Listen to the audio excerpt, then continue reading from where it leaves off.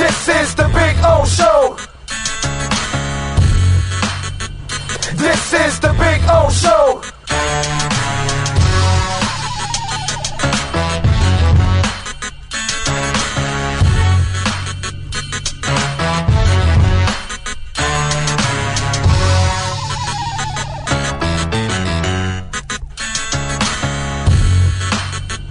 This is the Big O Show. This is the Big O Show.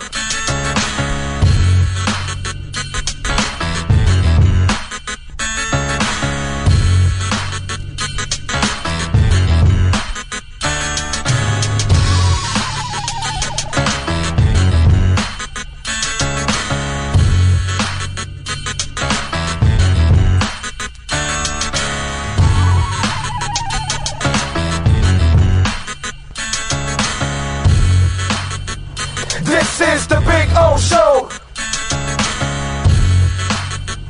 This is the Big O Show. This is the Big O Show. This is... For over 16 years, EJDconstruction.com has provided South Florida residents quality craftsmanship, accurate project management, and exceptional service. That's why EJDconstruction.com is an A-rated member of Angie's List and the Better Business Bureau. When you're looking for the right custom home builder for additions or home remodeling, please call my friend Eric at 305-433-4843. That's 305-433-4843 for EJDconstruction.com. When presenting an award to an employee, athlete, executive, or fantasy GM, make sure you call Orvitos Awards and More. For 35 years, these custom award specialists have been providing plaques, trophies, custom framing, while providing state-of-the-art laser and computerized engraving, UV printing, and glass crystal etching. They do all their engraving and printing in-house for quality control. Call Charles at 305-949-8098 or visit them at OrvietosAwards.com. Orvietos Awards and More, where recognition is rewarding.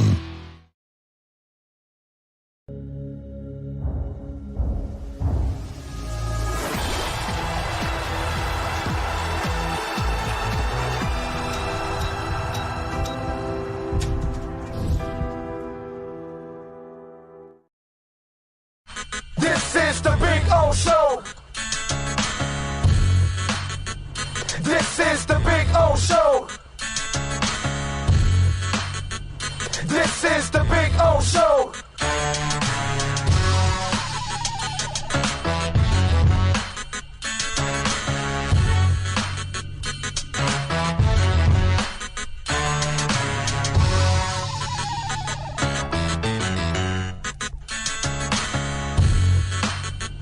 This is the Big O Show.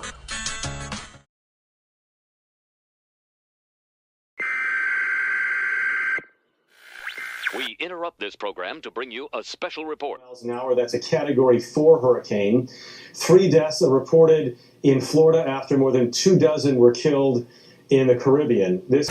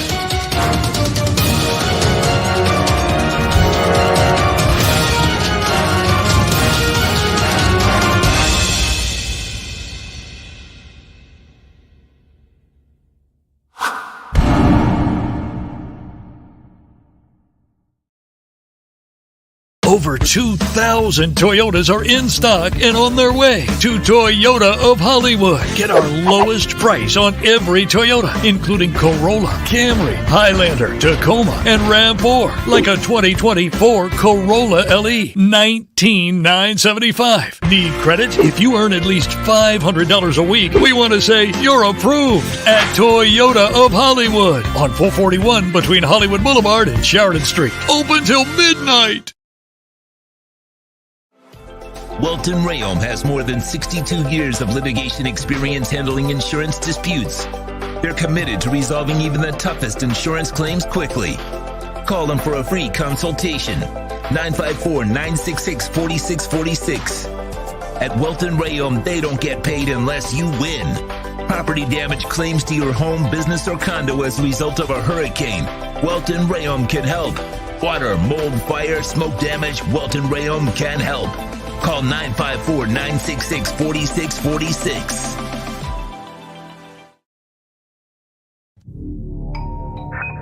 I think I know what this is. Houston, we have a package. Hello? No matter where you are, the Slomin Shield home security system guards your home. With next-gen perimeter protection, 24/7 monitoring, and interior motion sensing. And right now, get a free Slomin Shield security system and doorbell camera, all professionally installed, for free. Shield your world, the Slomin Shield.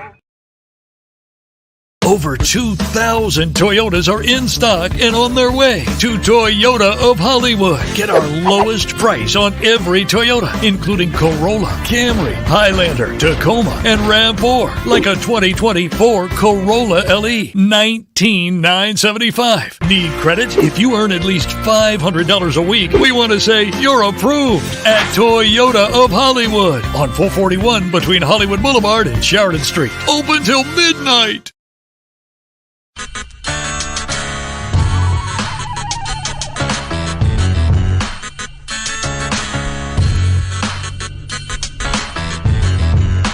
This is the Big O Show. This is the Big O Show. This is the Big O Show.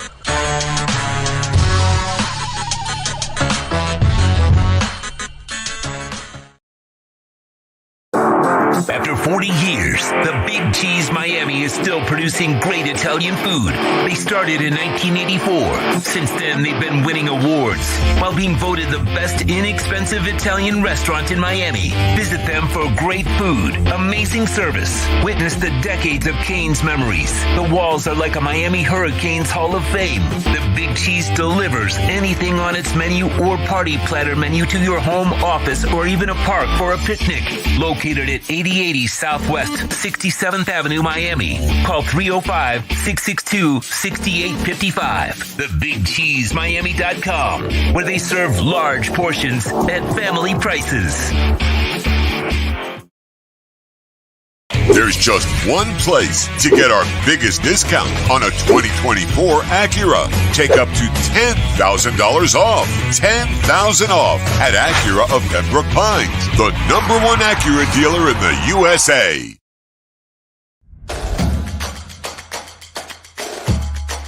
Welcome to Caneswear.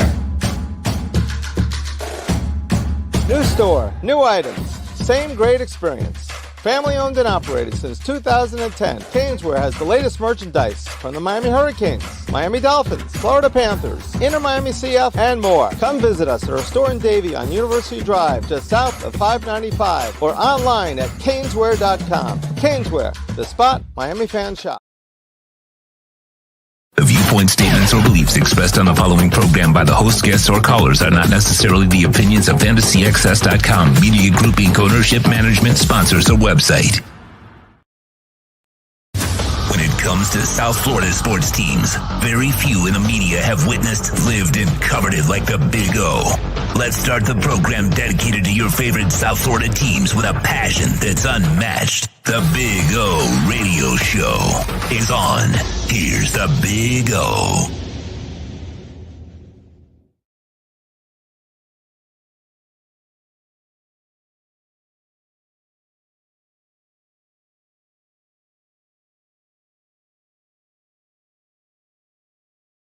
That would help out. That would help out. Yeah, if it was connected, it would help out. Yes, that would help out. All right, I love it. All right, it's a beautiful thing. Welcome aboard, folks. We are here. It's Thursday. And, of course, you know where we are on Thursdays. We are at Hialeah Park. Yes, sir. And remember, you can get your no-regret first bet, your $100 no-regret first bet here at Hialeah Park. All you got to do is go to the website, use that QR code that's right there. If you're listening on the podcast, you go to the Hialeah website, and you sign up through the Hialeah website. And remember, just in case you happen to have a Hard Rock account, don't use the email or the phone number you have with that Hard Rock account. Use a different one so you could get your no-regret $100 first bet. So there you go. And by the way, if you open it up personally here and you show that lady there behind the glass downstairs up above, they will give you an extra $50 for free to play in here. It's a beautiful thing. We're giving out that cash, dishing out the cash. That's what it's all about. Anyway, so we got it all. By the way, our buddy Mike DiRocco is going to join us, ESPN Jacksonville Jaguars reporter.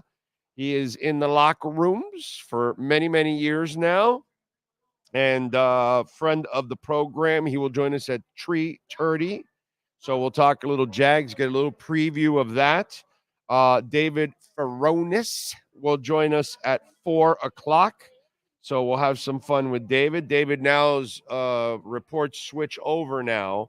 Now he'll be on Thursdays and then post-game, okay? So next week, I don't know how we're going to do it. How do we do it next week? So we do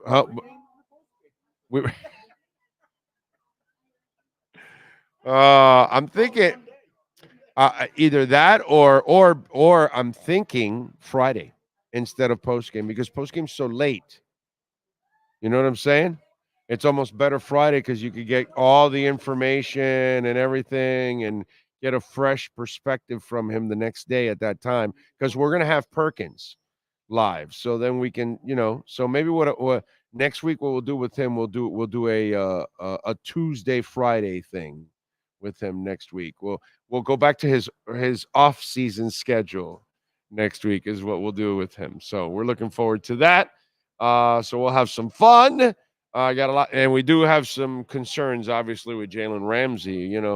And just we'll get into that. I'll give you my thoughts on that because obviously with injuries, it's always a difficult situation. But I'll give you my thoughts on the injury front and what's going on overall with that and how I would look at it with the injuries. All right, so we'll do that. What else do we have? Let's see. Oh, we got football stuff to talk about. Obviously, we got our entertainment stuff to talk about. We've got football tonight, Ravens and the Chiefs tonight. Chiefs are favored by 3. The over and under is 47. The Ravens are plus 124 on the money line. The Chiefs are minus 148 on the money line. I almost like the Ravens plus 3. Only because the Chefs like to start off slow. They've done that the last couple of years. And so you start off slow. What about if you start off slow tonight, and you win a really close game, a 1-point game or something. If it was 2.5, I'll lean to the Chiefs.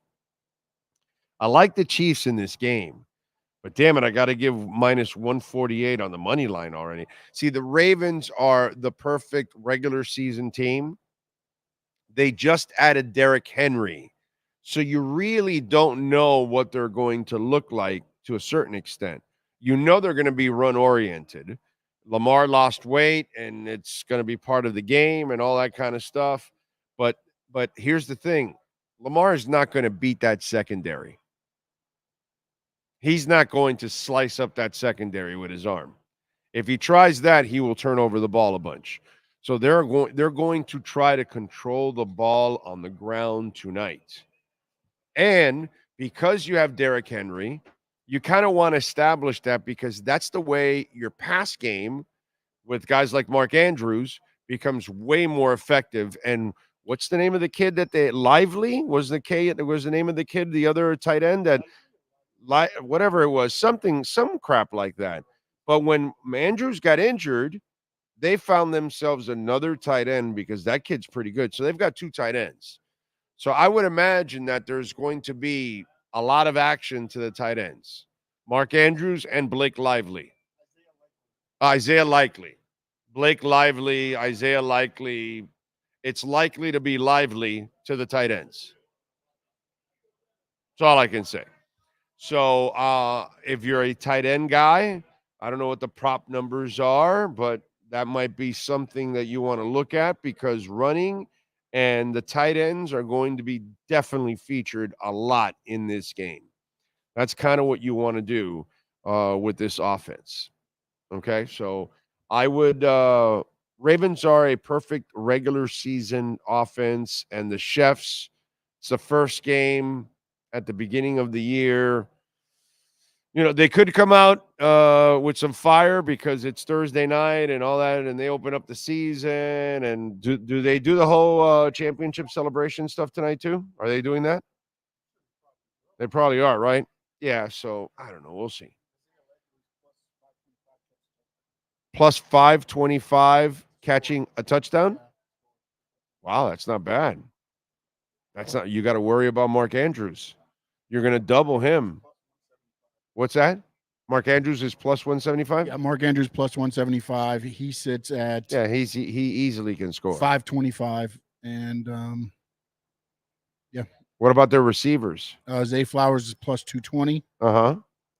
Rashad Bateman's their other receiver. 375. Okay. Aguilar plus 525.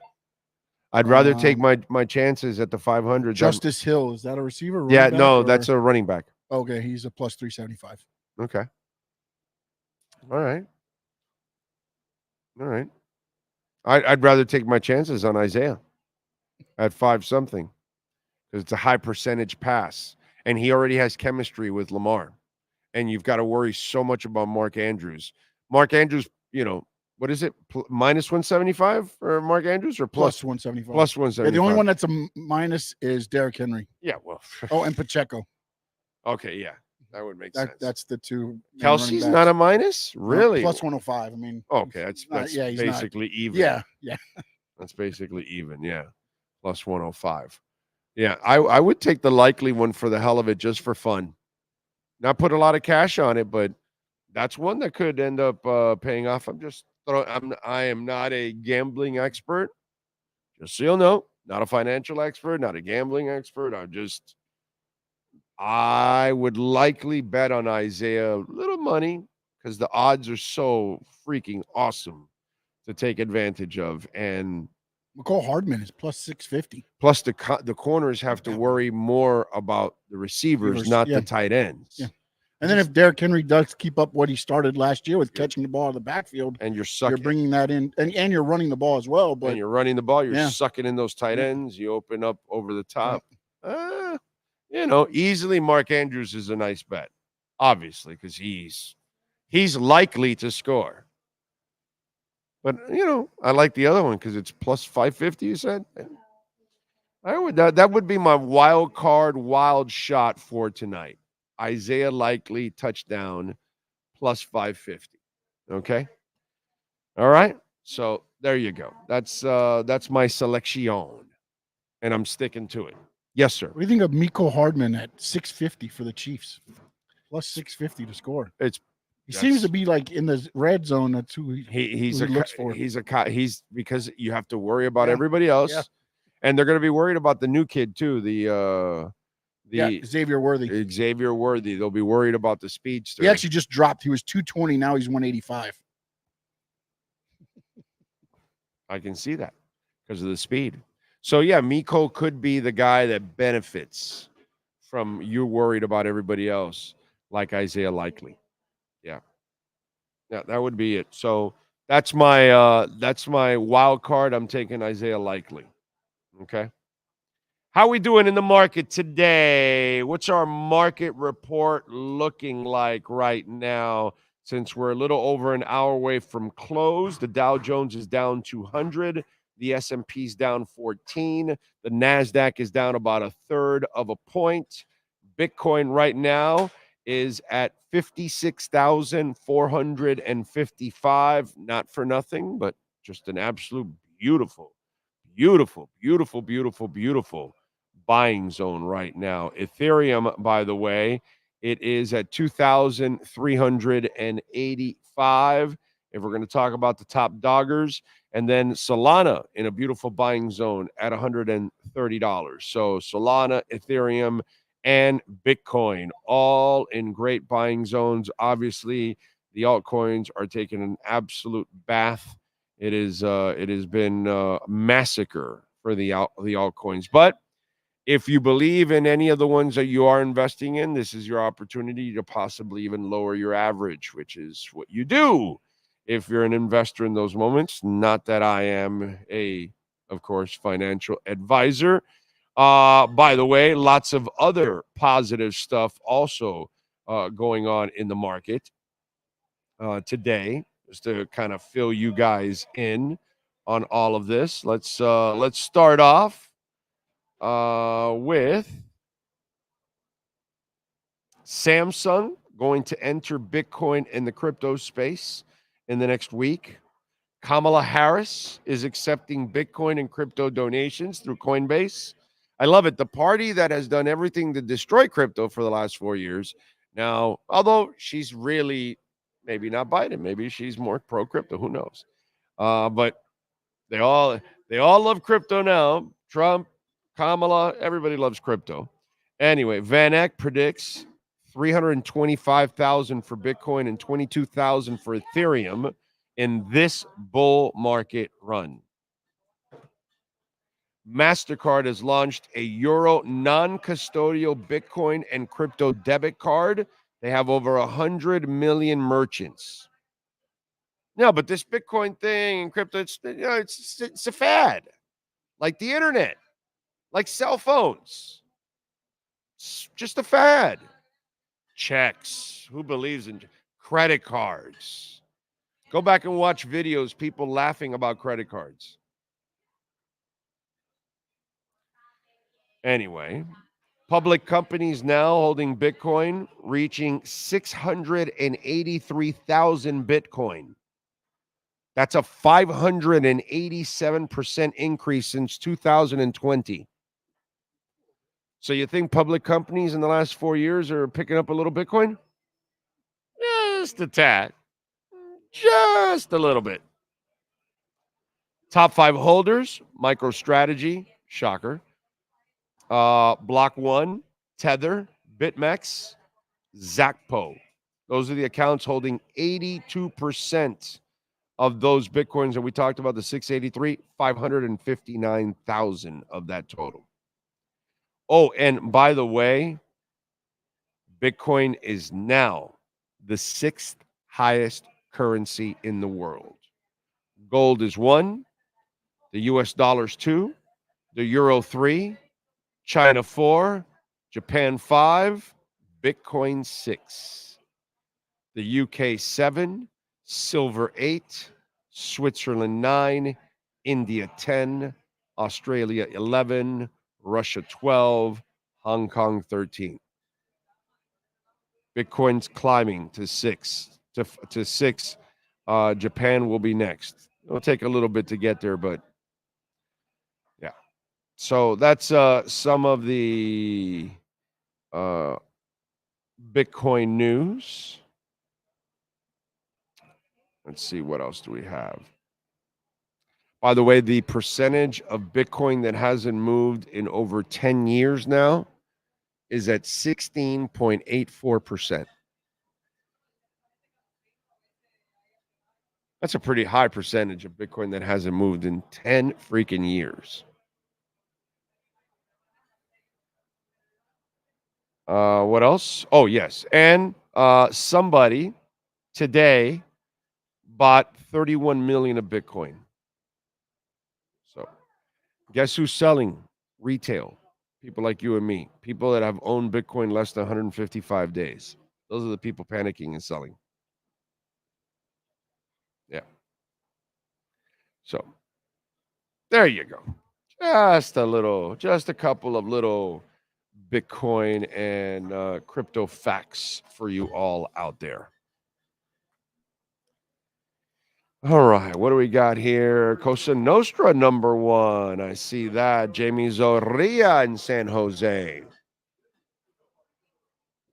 Smash the like button, ladies and gentlemen, please. Smash it, smash it, smash it, smash it, smash it. Steven Gonzalez, Captain Saki, got your IG message, Captain Saki. We'll take care of that. True Fin fan, and he farted this morning, by the way. Oscar Rojas is in. NorCal is loving it. Let's see.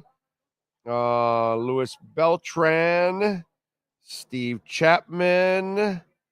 What else? One-Eyed Jack. He's loving this Bitcoin dip and smashing the like button. Thank you, One-Eyed Jack. Dougie Fresh. You know what's great to hear? No, not new neighbor Candy asking your opinion on the new tattoo she got on her Magic Zone. Nope. It's listening to win predictions for the Pats. Skylar Tipton in. Christian, Think Blue Dodgers. Jack Sultan is in. Gus 1388. Finn Rule. Patrick Vecchio. Yes, the injury should worry you. We will address that shortly. Evan Yarmitsky, thank you. Very kind. Brandon Meadows, thank you. J-Town, Chris Duquette, John Padilla out in San Jose. Love it. Appreciate it. Alan Bernardez. Murphy, I'm going to attend Miami versus Hawks. Can't wait to meet you. Big O, fins up. I ain't been to Miami's a game since 2006. Nick Saban and Ricky. Worth the money. Yes, sir. It's always worth the money to come see your team, man. Victoria got into a debate. You get to settle. Uh-oh. All right, Dougie, let me see. What famous singer who sold many albums was also the worst singer? She says Bob Dylan. I say Lou Reed. Oh, God, yes, Bob Dylan. Oh, yes. She's Victoria's right. Yeah, he's with a Rolling Stone. Yeah, no, yeah, Bob Dylan's voice is terrible. Lou Reed. Come on, man.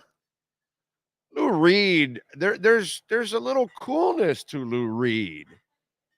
You know, he's got kind of like that mellow voice, and maybe you don't like it when he's doing the talking thing, but I don't know, man. Velvet Revolver and his solo stuff and all that. No, man, I'm a Lou Reed guy. No way. Bob Dylan. Ugh, God. Bob Dylan's voice is terrible. Brother, what? You know what?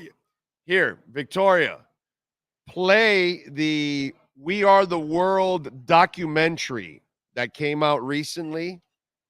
It's like an hour or something, hour and 20 minutes or something about the whole thing. And just go to the moment when they're trying to incorporate Bob Dylan in this. Just do that. And he's like, what the heck am I doing here? I just like, really? I don't know, bro. I'm sorry. I got to go the other way with, I love you, Dougie, but, you know, I give people credit when they deserve it, and it's not because it's the wife and all that, but Victoria's got it right. Yeah, Bob Dylan is one of the worst voices ever. He's not a singer, it's a sound. Like David Lee Roth is a sound, not really a singer, you know? That kind of stuff. What else? Thank you, Alan. Too kind. The Hesse, Isaiah Likely, he likes it, I guess. He likes it. Les Jams, thank you for what you guys do. What drinks you all got on deck for tonight? Cheers. Thank you. I will be relaxing with water, to be quite honest. watching it with the wife. There will be no libations. I know he doesn't drink. I mean, I barely drink. He doesn't. Do you ever drink alcohol? I've never. Like, we've been together for a while now and traveled. A glass or like a drink. Like very, never, right? Very, very, very seldom. Yeah. Yeah. I haven't seen him even have a beer yet with me at all. Yeah. EJ Barros says the vice president doesn't set policy for U.S. currency. Wow, Bitcoin for now can reduce transaction costs, not a store of wealth for the moment. Did you buy it at 16? Well, I'm just asking. Is that not a store of wealth? Did you buy it at 20? Did you buy it at 25? Did you buy it at 30? Did you buy it at 40? If you bought it even at 50, you're still in profits right now. You know what I'm saying? So I don't know about that. How if it started 6 digits under a penny, and it's here's let me explain to folks out there in basic and in common sense what's going on with Bitcoin right now. Okay, the all-time high was 67,000. It was just broken to 73 before the halving, something that's never happened before in the 14 years prior to that. Okay, so now we've had Germany sell over 2 billion. We've had Mt. Gox unload 2 billion. We've had the United States sell. We've had the FTX collapse, Celsius, Three Arrows Capital, everything that's gone on. And we've been hovering around the 50s and the 60s. Our prior high, not the all-time high now of 73, but our prior high. We were at 70 just a couple of weeks back, then we hit 70. So how is that not a store of value? Something that has survived pandemic, wars, and now all kinds of sell-off, all kinds of selling pressure. And right now what's going on, the rich are shorting it. So they're forcing it down by shorting it, and they're scaring retail, you and me, into selling so then they can buy it cheaper. It's a store of value already because most of us that are invested in it and we've held it for a while, we're all in the green. Every one of us. If you've held Bitcoin for a cycle for 4 years, you're in the green because it goes to another level every cycle. Just watch it. Just go watch the chart from 0 all the way to 73. And you get shocked with the volatility right now. The volatility is a feature that if you're smart, you're taking advantage of it because you know it's going to pass that 73. So if you're buying it right now at 56 and 57 and 58, you're going to gain all of that and more, which is like 20%. The richest and the most powerful and most intelligent people in finance are gobbling this shit up like Pac-Man. I just gave you the numbers. There's a reason why the smartest and richest people are gobbling it up. And it is a store value. There's no doubt about that. The problem is, EJ, you haven't held it for a cycle.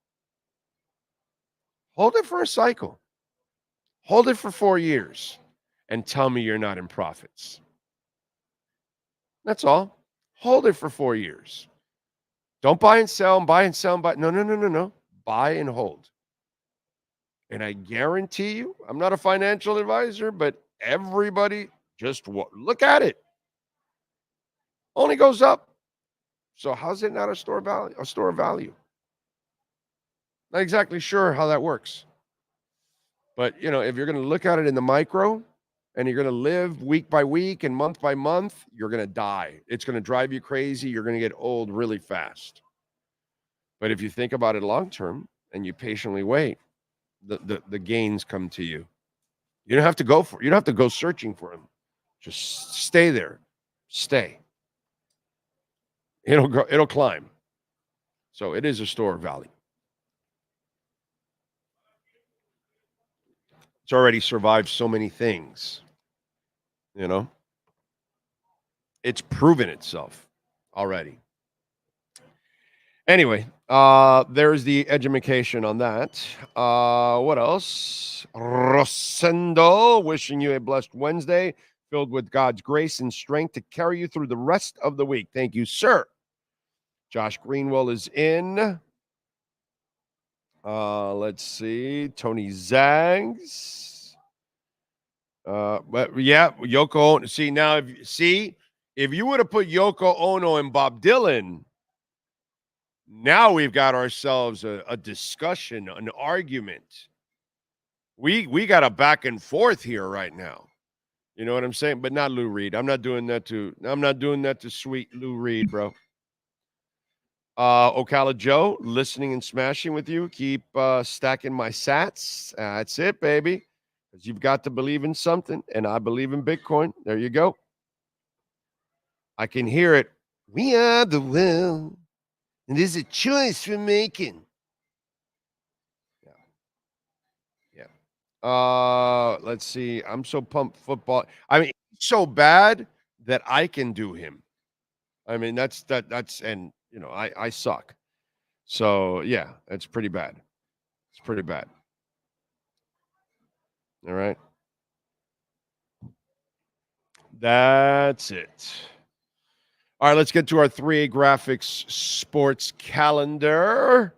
Let's start it off with the great Alan Blanco, custom printing and embroidery. You see it with all our work, with our hats and shirts and all kinds of stuff. You can go to our merch department and check it out. The link is here on our YouTube page.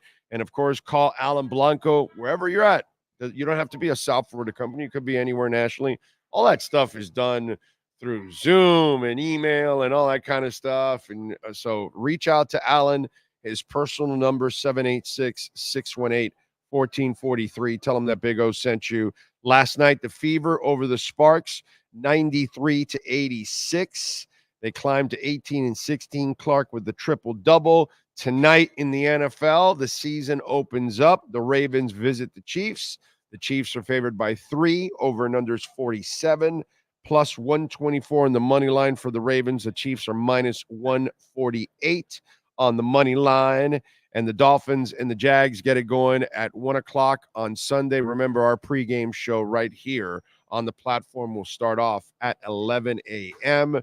Post-game, both Chris Perkins and David Furones will be joining us fresh from the locker rooms with reports. So we'll have some fun with those guys. The Dolphins are favored by 3.5. The over and under is 49. Jalen Ramsey, cornerback, did not practice. He's not playing. I mean, that would be my guess right now, that he's not playing against the Jags. Plus, they've got the Bills game a few days later. So do you save him for the AFC East battle or use him now against the Jags? If he's not ready, you try to put him off and don't push it and use him against Buffalo. That would be my suggestion, and that would be my guess. So if Jalen Ramsey didn't practice yesterday or today, I think he's not playing against Jacksonville on Sunday, folks. All right, that is your 3A Graphics sports calendar. Call Alan Blanco, 786-618-1443. All right, let's get to it. Let's talk a little Dolphins and Jags with my man Mike DiRocco from ESPN. You can follow him on Twitter at ESPN DiRocco. Give us 30 seconds. So you got him there? You got him? Is he ready to go? Oh, I love it. I love it. Mikey, how you doing, baby? I'm good. How are you? Good, man. Can't complain. Although I think the Dolphin Nation's getting a little concerned with the Jalen Ramsey deal. So that's going to be quite a loss. Yeah, that's something that I'm sure Jags fan up here are monitoring, because they've been a little familiar with the uncertainty over whether Jalen Ramsey is going to be on the field on a certain game date. But yeah, I mean, if he's not able to play, that's a huge loss for the Dolphins and a huge help for the Jags. Big time. You know, especially for a young guy like Brian Thomas Jr., who's going to be playing in his first game, not having to deal with one of the best corners in the league, certainly should make his job a little easier. By the way, tell me about Brian Thomas, because all I'm hearing is rave reviews. Yeah, he started off camp and he wasn't impressive at all. I mean, the first week or so, he had some ball security issues, had a couple of drops, just didn't really look comfortable. But as camp went on and then getting into the preseason, you started to see the talent emerge. You started to see, him grow more comfortable and more confident. And, he had the big catch against the Chiefs, and then he comes into joint practices with the Bucks, and he was just running by guys. I mean, that was the deal with him. He's got that 4.3 speed, can stretch the field, and the Bucks DBs, were really impressed with how consistently he was getting open and getting behind him. So, I mean, obviously not happy about it, but certainly impressed with the rookie. And, he followed that up with a couple of other good performances in the preseason games against Tampa Bay and Atlanta. And, now you just kind of wonder, is he going to be that 40, 50 catch guy as a rookie, or can it possibly be even more? And definitely, they're going to use him to stretch the field, no question. Yeah, I mean, from everything I've read and everything else, he's definitely been a nice addition so far from the draft class. All right, so Mike, this happens a lot, and I'll give you a great example, dude. Tua gets drafted, and the coach that's here basically hates him, basically didn't want him. Right. And was, doing everything against it, because I know for a fact he was in the war room, even on draft day, he was arguing with the front office about not drafting him. So environment is everything. And Austin Jackson turned himself into a nice player. He looked like he was a complete bust the first couple of years, but he didn't have coaching because the aforementioned Flores couldn't build an offensive staff. He didn't have an offensive coordinator, offensive line coach, quarterbacks coach. That part of his staff was always the weakest part of his staff, so his players suffered from that. In comes Mike McDaniel, who has been in the MVP conversation the last 2 years. Austin Jackson got himself a new contract. Kendall Lamb played better than he ever played ever. It's just like there's a whole bunch. Mostert scores 20 touchdowns. It's just over and over. It's proven that environment changes everything a lot of times for some players. And for me, Trevor Lawrence was going to be a baller. Okay. And whoever got him, I thought, okay, this kid's got the whole package, because I'm the guy that criticizes the quarterback that has to run in order to be an effective quarterback. He can't live from the pocket. I like the guy that can live from the pocket and use his legs. If he has to use his legs, fine, but he doesn't need his legs in order to be effective. To me, that's Trevor Lawrence. He's that. Mahomes can do that too. He can live in the pocket and run and all. I saw Trevor Lawrence in that sense, that he is the guy that's got the total package. Obviously, with Meyer, he didn't have the atmosphere that he needed. Right. So, and he still hasn't turned that corner yet that I'm expecting, that I bet a lot of Jags fans were expecting. I don't know what your prediction was for him. You know what I mean? Right now, I know I look wrong right now, but I still have, I hope it's not this week against the Dolphins, because I'm a lifelong Dolphin fan. Even though I've been in the media for 34 years, I've been here for 34 years, and I'm born and raised, in South Florida. So I always admit that I'm a hometown guy. But I think Trevor Lawrence has everything to be a stud, dude. So talk to me, brother. What's going on? What's happening? Well, last year this is where I thought Trevor was going. I was writing a story. I wrote the story last year about, there's no reason Trevor Lawrence coming into 2023 after the year he had in 2022, that second half of the year, that he can't be a guy that could potentially throw for 5,000 yards.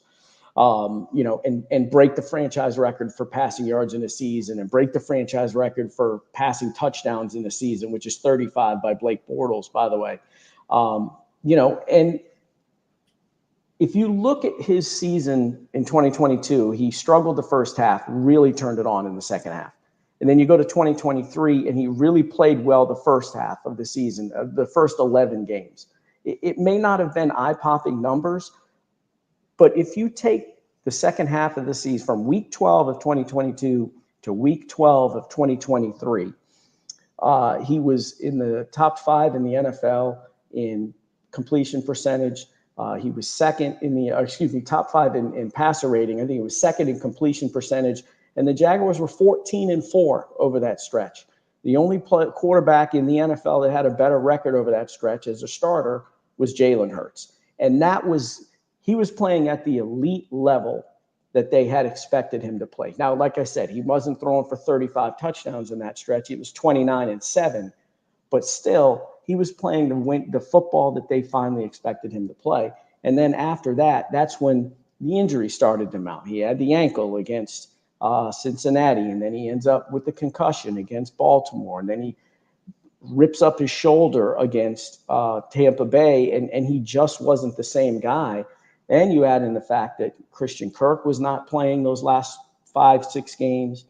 Zay Jones was beat up. Calvin Ridley was still not in the spots that he needed to be. And the guy trying to replace Christian Kirk was a rookie who didn't know where he was supposed to be half the time either. So it was all a mess. There are a lot of reasons why it tailed off at the end of last season. But the Jags saw that 14-4, 18-game stretch where he was playing football that was good enough to get them a division championship and a top seed in the AFC. So they feel like this year they addressed the biggest weakness on the offensive line. They added Brian Thomas Jr. They add Gabe Davis to replace Zay Jones. They feel like the rest of the offensive line is healthy. Trevor has put on about 10 pounds of muscle. So they feel like everything right now is in place for him to have that, what Doug Peterson called jump year. Third year in the offense. Doug Peterson said, "Hey, I learned when I was with Mike Holmgren, sometimes it takes a guy 3 or 4 years before they're fully confident in what they're doing offensively and as a quarterback before they take that leap." So they're expecting the jump. Now, will Trevor Lawrence ever be a top 5 quarterback on a consistent level? I don't know. I don't think anybody here knows that. But I know he can be a top 10 quarterback in the league. He was in 2022 by the end of the year, numbers-wise.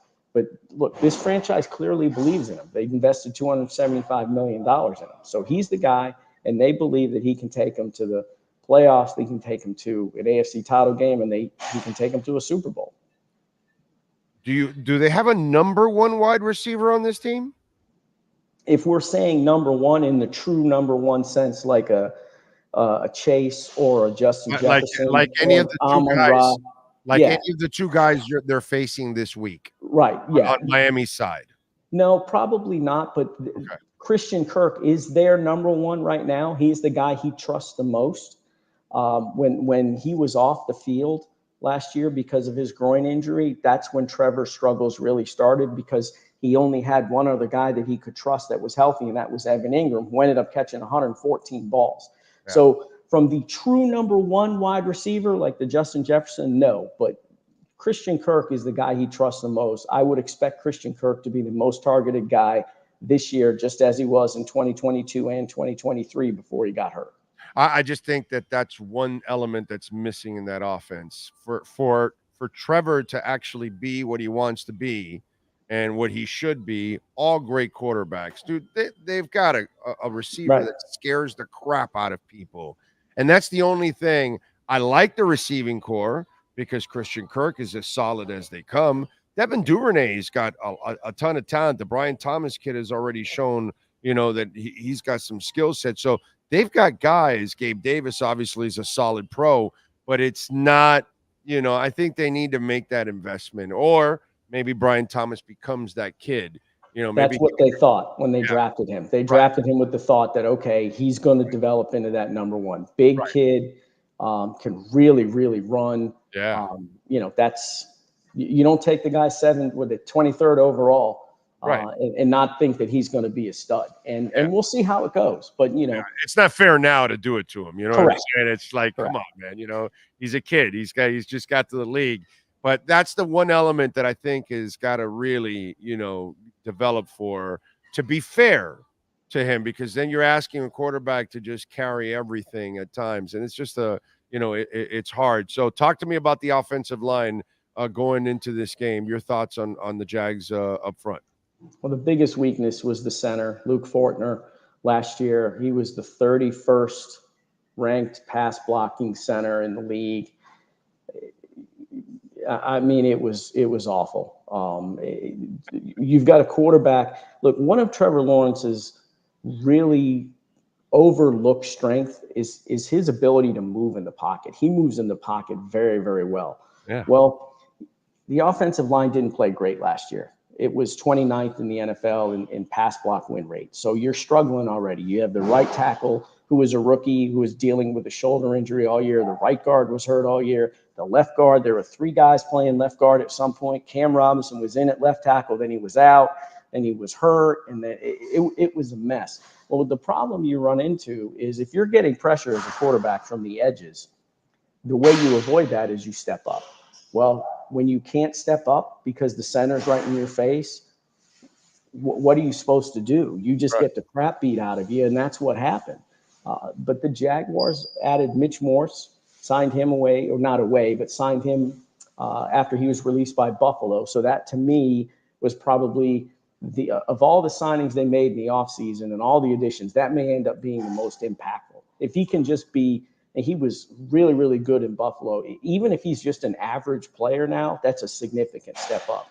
And that's the thing about that offensive line, and you know it. You don't have to have the Eagles' offensive line to win in this league. Oh, it would be nice, bro. It would be nice. Absolutely. But if you're just an average NFL offensive line, you win a lot of games in this league, and that's what the Jags' goal has to be. They think Cam. Why am I blanking on his name at left tackle? Cam Robinson? Cam Robinson, yeah. Golly, we were just talking about him today. Cam Robinson, healthy. Ezra Cleveland, the left guard, healthy. Brandon Sheriff, at this point, the right guard, healthy. And Anton Harrison, who has really become the kind of run blocker that they wanted him to become. He's become a little bit of a road grader, a little bit of a nasty attitude guy on the edge. He's completely healthy this year. So they have a lot of faith in that offensive line. I have faith in Mitch Morse. I'm not sure what, and Anton Harrison, but the other 3, it just remains to be seen. Yeah, and not that I take any joy in what you're talking about, but I kind of laugh at it because I'm laughing at Dolphin fans right now because the last 2 years the offensive line has been injury riddled all over the place, and they think they're the only ones that suffer injuries. So now I'm kind of laughing hearing you talk about your offense. Did it not sound like you're talking about Miami? What the hell's the difference? Cam Robinson's in or out. Teron Armstead in or out. What's the difference, dude? You know what I'm saying? Right. Like, it's the center injured last year. You got a backup center who then gets injured. And so your backup center's filling in injured. So we kind of went through it the last 2 years. By the end of the year, they've made the playoffs the last 2 years. And this is the funny part, right, Mike? I get Dolphin fans, they think the sky is falling. And I'm like, wait a minute, dude. I've been covering this thing for 34 years. And in the last 25, please tell me, when's the last time they had a chance to make the playoffs again this year for a 3rd year in a row? When was it that your quarterback was in the MVP race the last 2 years? Last 25 years, I'm sorry. What quarterback was that? You know what I'm saying? So I love how, the injuries, the injuries are all over the place. You just got to get lucky and be somewhat healthy by the end of the year. And that's something that Miami hasn't been. But it's funny how a lot of the same problems happen all over. But the few that get there get a break or two with the injuries, dude. They just especially at the end of the year, like you said, and the quarterback's healthy and the quarterback was able to make some plays here and there. Yeah. But I mean, man, if you take the Dolphins, for example, they're dealing with all those offensive line injuries last year, like you talked about. But what if Tua is banged up? He's got a bad throwing shoulder. And then, oh, by the way, Tyreek Hill is not on the field and he doesn't play in the final 6 weeks. I mean, that's essentially what Trevor Lawrence was dealing with. Now, obviously, Tyreek is at another level, but still, he was his number one guy. That's what it is. And it's the teams. I firmly believe, and I've talked to people about this, and players will kind of poo-poo it or whatever. But I firmly believe that the teams that are the most successful are the ones that are able to manage and handle things when it all goes to hell. And if you can survive it when it all goes to hell, because it's going to in this league, regardless of how good you are, when it goes to hell, you have to manage it. And the teams that are consistently successful are the ones that can manage it when that happens. Like the panicked Dolphin fan comes at me and I say, okay, wait a minute, dude. Tua threw for 4,600 yards, 29 touchdowns, 14 interceptions, maybe a little too much. He needs to throw a little less. But still, it's 4,600 yards, one of the best offenses out there. Your running back, Mostert, scored 20 touchdowns. Yeah, on my fantasy team, I thank him. Yeah, exactly. Mostert averaged 4.8 yards. Achane averaged 7.8. Jeff Wilson averaged 4.6. Chris Brooks, who's now with Green Bay, averaged 5.6. I'm sorry, you want to keep complaining about the line? Like, okay, they had a whole bunch of injuries, but they were still productive, and they still found ways to get a lot of stuff done. You know what I'm saying? So it's pretty creative the way they are. Now, do you want to be healthy at the end of the year? Of course, dude. Everybody does. But it's a monster you deal with. And what you just talked about, look at those numbers. And they had injuries all over that offensive line the entire season, dude. Right. By the time they got to the playoffs, they had one of their original linemen left. Yeah, that's not good. No. That's not good. But they were still there and still had a chance. Look, once you get in, Bill Parcells used to tell you this all the time. Once you get into the tournament, anything can happen. I mean, look, the Giants won 2 Super Bowls because Eli got hot. They were not really good, great teams in the regular season. I think they barely had winning records the 2 years they won the Super Bowl. Eli got hot and the pass rush got hot, and boom, all of a sudden you got 2 Super Bowl titles. So how do you view the Dolphins from Jacksonville? What are you expecting from them? High scoring, a lot of offense, just for all the reasons you talked about. And you know, I can't imagine that there isn't a defensive coordinator the week before they're playing the Dolphins that just goes to sleep every night going, God, I don't know what the heck we're going to do. I mean, I just don't know. Like, he's going to run by us. Tyreek's going to run by us. And if we worry too much about that guy, Waddle's going to kill us. Right. I mean, it's just like there's nothing. And then you got Mostert and Achane in the open field, and they just added Jonnu Smith, who is one of the 5 fastest tight ends east, and maybe 3 fastest tight ends in the NFL right now. The speed on that offense is crazy, and you forget about that. And if you don't have guys that can really run on defense, because they're going to get big plays, it's just the way it's going to be. If you don't have guys that can run on your defense, you're in trouble. You are really in trouble. Now, look, I think for this game, you know, the Jags pass rush will be the determining factor. You know, I know there is concern about the offensive line, but if the Jags can get some pressure on Tua quickly, because it has to be quickly because he does get the ball out quickly. Yes. But if they can get some pressure on him quickly, maybe that changes a lot of things. But if not, man, those guys are going to keep running. They'll be running on Sunday. They'll be running on Monday. They'll still be running on Tuesday. Yeah. The Ramsey injury, and he's out, dude. He didn't practice yesterday and today. No, no play. Come on, and they're playing the Bills on Thursday. You're a coach. You're like, okay, he's definitely not playing both games. So do we save him for the AFC East game, or do we use him now for the regular AFC game? I think you save him for the AFC East game because you try to, if he's not healthy enough to practice, why would you play him? Wait till he's risk further injury. Yeah, exactly. So he's out for this week. So your thoughts now without Ramsey out there, you know, that starts to put, you know, guys like Kader Kohou and Ethan Bonner out there now, you know what I'm saying? And I thought Kader Kohou, by the way, was on the rise 2 years ago. Last year he had a year back, but that was because of Fangio. Fangio just didn't get along with young players. He just didn't have any time for that dude. It was really funny how he really had no time for that. But your thoughts, the Ramsey absence now, how do you view this matchup? Oh, that's huge. But again, it goes back to what I said a little bit before. The offensive line has to play average, has to be better than it was last year. If they just, like I said, look, you don't have to give Trevor Lawrence and that offense 20 minutes back there to throw, but just keep the guys off of him long enough and keep the guys out of his face. You know, this is where Mitch Morse might make the biggest difference. Keep the guys out of his face. then I think the Jags are going to have success offensively. Even with their issues last year, they still finished as a top 10 offense in yards. They're going to be able to throw it around a little bit, and they're going to be able to score some points. I think this will be a pretty high-scoring game, to be honest with you.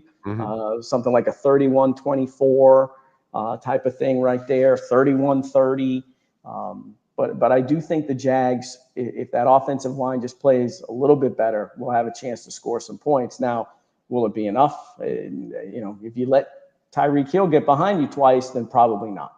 Yeah, it's going to be a lot of fun, man. It's going to be a lot of fun. So you guys are getting that new stadium finally?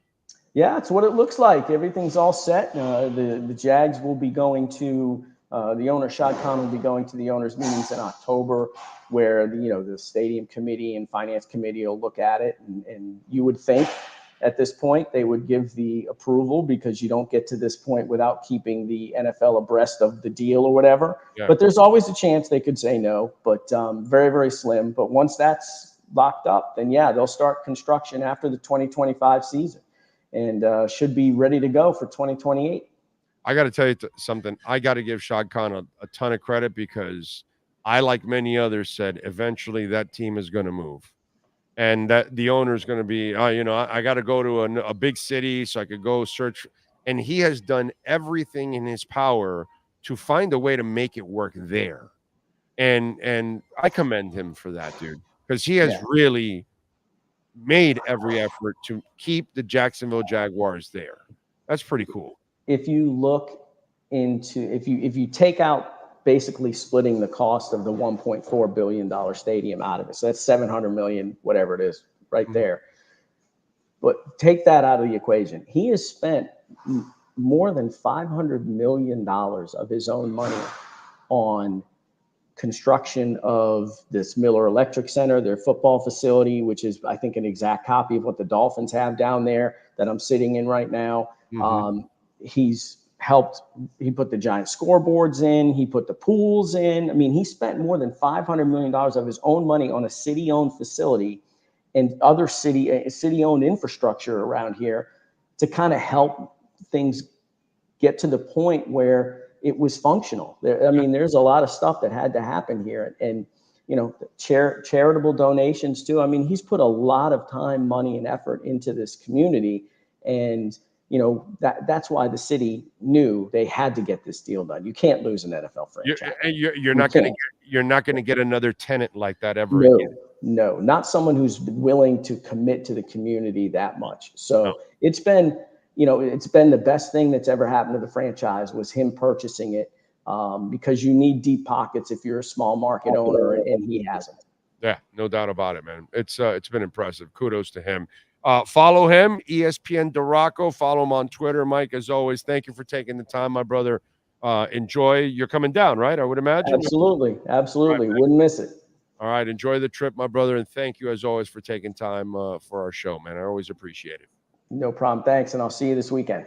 Thank you, my friend. I'll see you. You be good out there. There you go. Mike DiRocco from ESPN.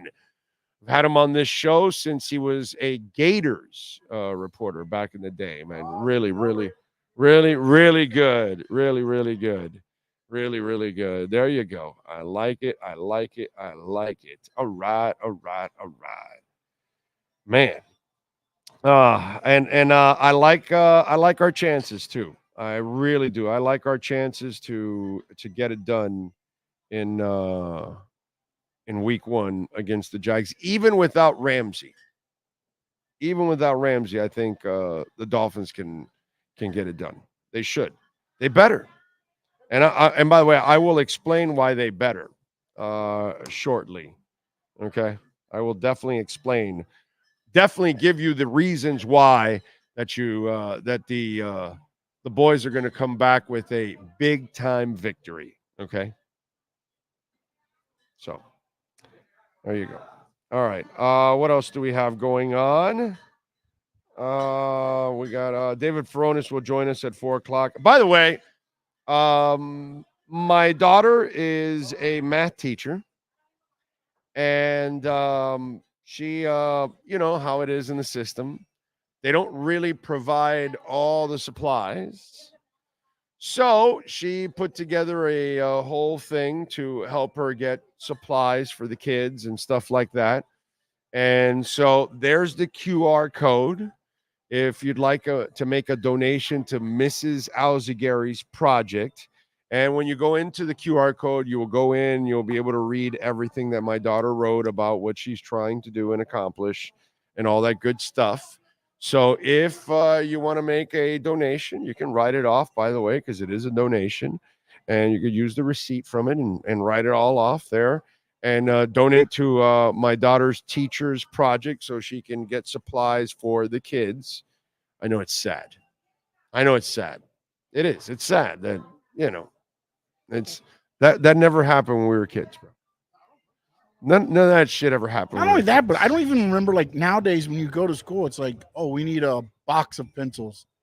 I used to remember you bring your own stuff, which I understand, you know, it happens that way, but it's like, it's just odd to me. There's one weird, man. In middle school, my daughter, the one was, they needed a $50 gift card to Home Depot because one of the projects was concrete and everything else. So they wanted us to purchase it and give it to the teacher. Each student. I know it's bad. Like, I don't understand. It's bad, that's bro. $600. Like it's a bad. class with what? Actually, my math is terrible. Maybe I need to go to your daughter's class because my math is terrible. It is. I think there's like 26 students at $50 a piece.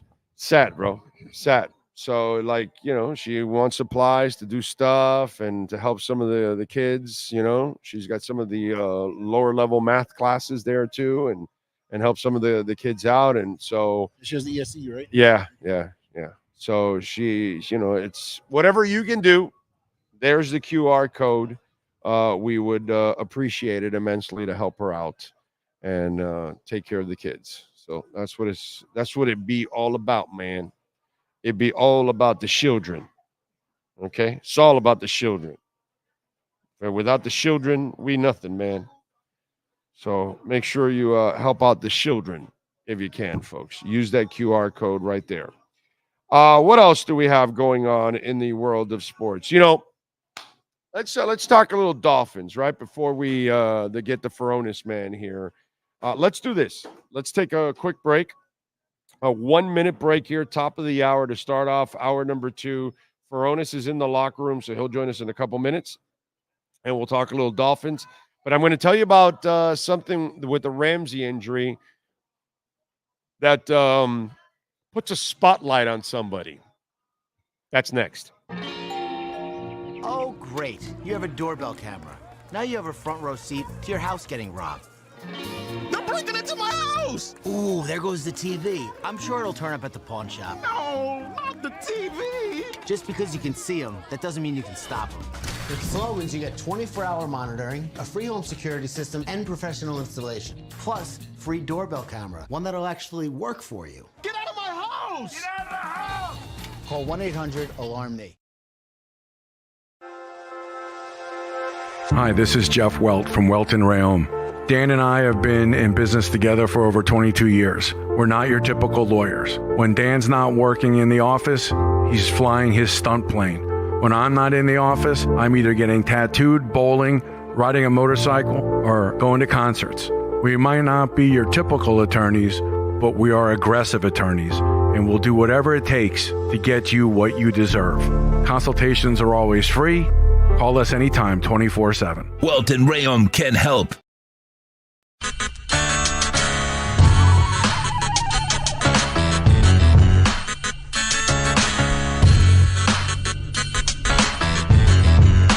This is the Big O Show. This is the Big O Show. This is the Big O Show.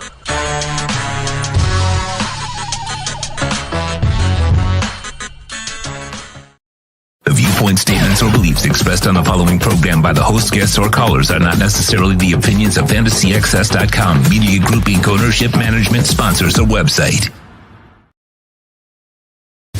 When it comes comes to South Florida sports teams, very few in the media have witnessed, lived, and covered it like the Big O. Let's start the program dedicated to your favorite South Florida teams with a passion that's unmatched. The Big O Radio Show is on. Here's the Big O. All right. Let's see. By the way, it says they're getting EJ Barros says he got some not able to make a donation through this time. See the error message? Let me see. Put up the billboard a second real quick. Let me see if I do it on my phone. You did it on your phone last night? It worked? Oh, okay. Let's see.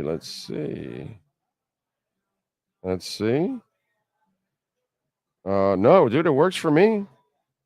Yeah, it goes right to it. And it comes out right away. Help Miss Alzigari. Did you use video or not? Make sure you use photo when you use it, EJ. Huh? Yeah, no. Yeah. So there you go. If you can, make a donation. There you go. Thank you. It works. You might have done something wrong, but it works. He does that QR code stuff all the time. So yeah, hell, he did it for NorCal. Like within like a minute, he turned that shit around. That was awesome. That was definitely awesome. Oh, se te cayó ahí. Anyway, so what else do we have going on? All right, let's get to it here. All right, so we got the Jalen Ramsey injury, unfortunately, with the Dolphins. So it looks like he's out, bro. He's out. Come on, man. He's not going to play. You got the Bills on Thursday. If you've been practicing for the last couple of months to get ready for this week, and you can't practice for this week, that kind of makes sense you're not playing this week. Just kind of makes sense. But so he's injured and he's not practicing, but we're going to play him and rush him back for week one? Yeah, I don't think so. They will then slow walk this and hope that he can do something next week. And if not, then he'll play next week. And if not, then you keep him out till week 3. And then he has, 3 extra weeks of rest and rehab to try to get, it's a hammy. So if it's a hammy, it's not something you want to screw around with. Okay. All right. So here we go. Here's the thing. Whether it's Kader Kohu or whether it's Ethan Bonner or I don't know what they're going to do back there outside of Ramsey. Step up. Anthony Weaver, I'm sorry that this is the indoctrination for you, that this is the way you got to break it in, that you can't use, hey, having Jalen Ramsey out there is fantastic because you don't have to worry about that part of the field. I get it. But now you're going to have to worry about everything. Javon Holland, now you're going to have to worry about everything. Mike McDaniel, now you're going to have to worry about everything too. And you know what Mike McDaniel and Anthony Weaver have to do? They have to find a way to overcome, dude. There's going to be teams all over the league this week, next week, 5 weeks from now, 10 weeks from now, that they're going to have a player or two out. Listen, if you got 7, 8, 10 players out, then yeah, that probably could wreck the hell out of your game that week or your season. I get that. It's one player. I know it's a hell of a player to have. It's one of your 3, 4 best players on the entire team. I understand all of that. You can still win this game. You're at home, and the corners have looked good enough that you should be able to get it done. And they're going to be counting on a rookie, okay? Gabe Davis is not a guy that is going to scare the hell out of you. Christian Kirk is a very solid receiver. In a real wide receiving core, he's a solid number 2. He's not anywhere near number 1 status. And neither is Gabe Davis is probably a 3 on a real wide receiving core. This is not a scary wide receiving core. This is the game you want to have Jalen Ramsey out. But this is also an opportunity for Weaver to show us a little some. Oh, man, week 1. Guy had a new team, new players, and he was missing his best player on defense pretty much. And he ended up winning. So if Anthony Weaver wanted to impress people, week 1 is a perfect time to impress people. And if Mike McDaniel wants to start things off the right way, win this game. You got Buffalo next week, and you don't want to be facing 0-2. Worst case scenario, you want to be 1-1. You really need to be 2-0. You really need to win that game at home. But that's for next week's conversation. Next week, we'll talk about how you better win that damn game. But right now, the Jalen Ramsey subtraction is not enough of an excuse at the end of the game on Sunday to say, oh, well, we're missing Jalen Ramsey. I'm sorry. It's not enough. So win the damn game. Mike McDaniel, you better start off 1-0 because it's just not going to be a good look for you.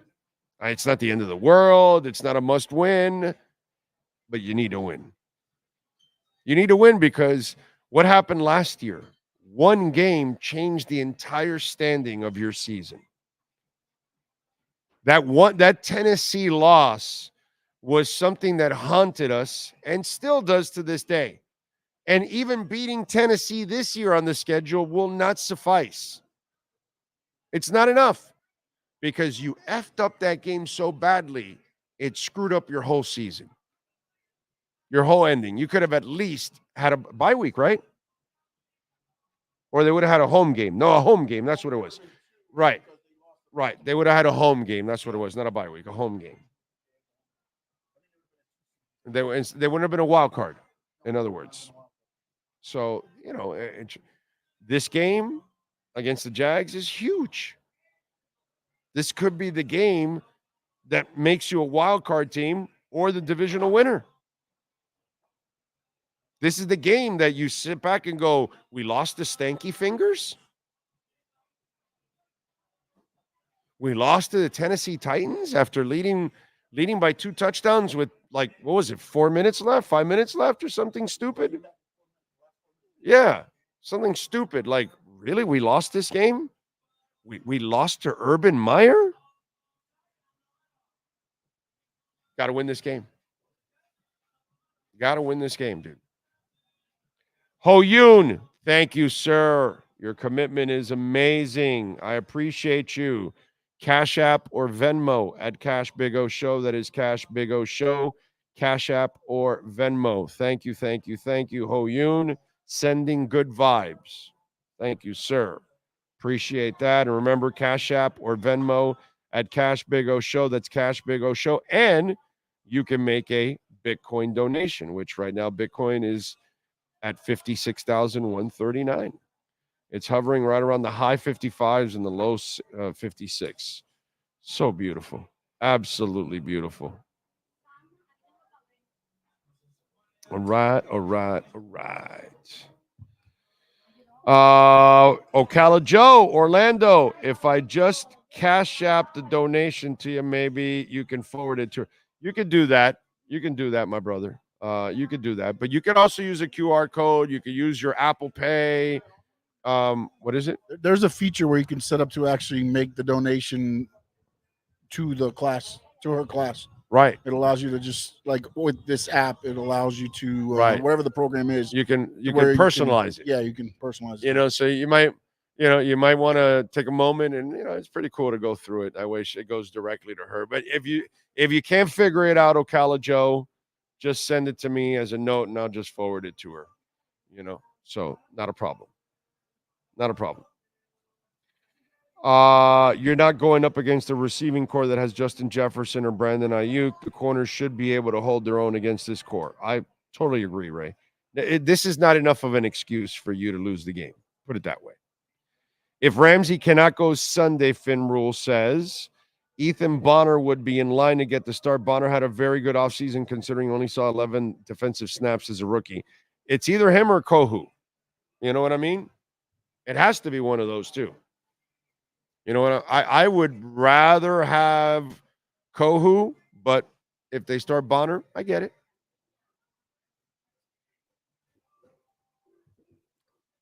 I like the way Bonner played. You know what I mean? I'm a big Kohou fan.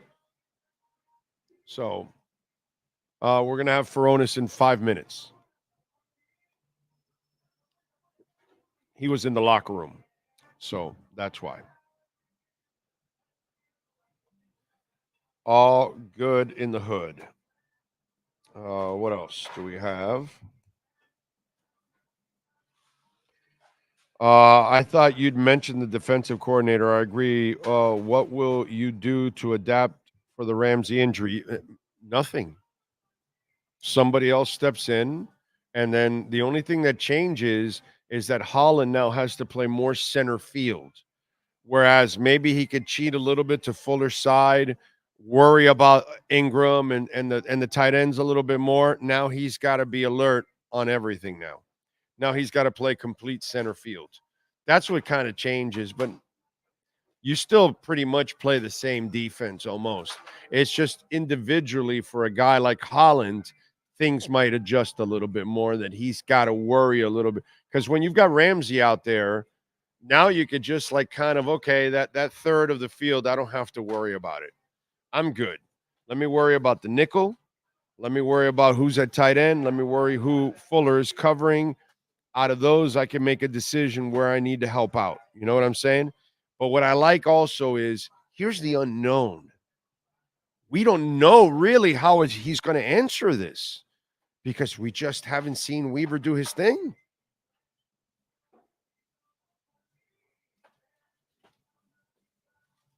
It's just, we're all learning right now who Anthony Weaver is, how he's going to remember how he handles things this year may be different than next year, because next year he may have a different skill set of players. He may overturn 20% of his defensive roster. And so he's able to do some things next year he couldn't do this year, or vice versa. He may have lost people, and then next year he may lose some flexibility that he might have had this year. Either one can happen. But these are things that we cannot answer because we still really don't know what kind of coordinator he's going to be and what he demands from each position and what defense he's going to really run all the time, and depending on what's going on and all that. We got to see. This is all kind of new to us. We're all thinking and imagining that it's going to be a lot of what we saw in Baltimore, and it probably is. But their talent isn't exactly like Baltimore. So then where are the adjustments? And that's the unknown. That's the unknown. You know? Let's see. Let's be completely honest. Even without Ramsey, Miami has no business losing to the Jags. Still better and still a home game in September. Yeah, I know. But even the one in London, you shouldn't have lost that game, and they did. And you shouldn't have lost last year to Tennessee, and you did. It happens, you know? Unfortunately, we've had those moments, and I don't want it to be in week one, that moment. I'm sure Weaver has game plan to stop Etienne, Ingram, especially to keep Trevor from running like crazy. Well, let's hope so. I could see a rotation of Bonner, Kohou, and Duck, more playing time for all of them. I mean, I don't think you'll rotate at that corner spot unless they're struggling. Now, if they're struggling, as Joe Namath would say, then yeah, I can see a rotation. But if somebody gets comfortable back there, I don't think you're going to be making a lot of changes. So if Bonner or Kohou get in a groove, I don't think you pull those guys and start using them. So somebody gets in a groove filling in for Ramsey, that person is going to stay there for the rest of the game. That would be my guess. Okay.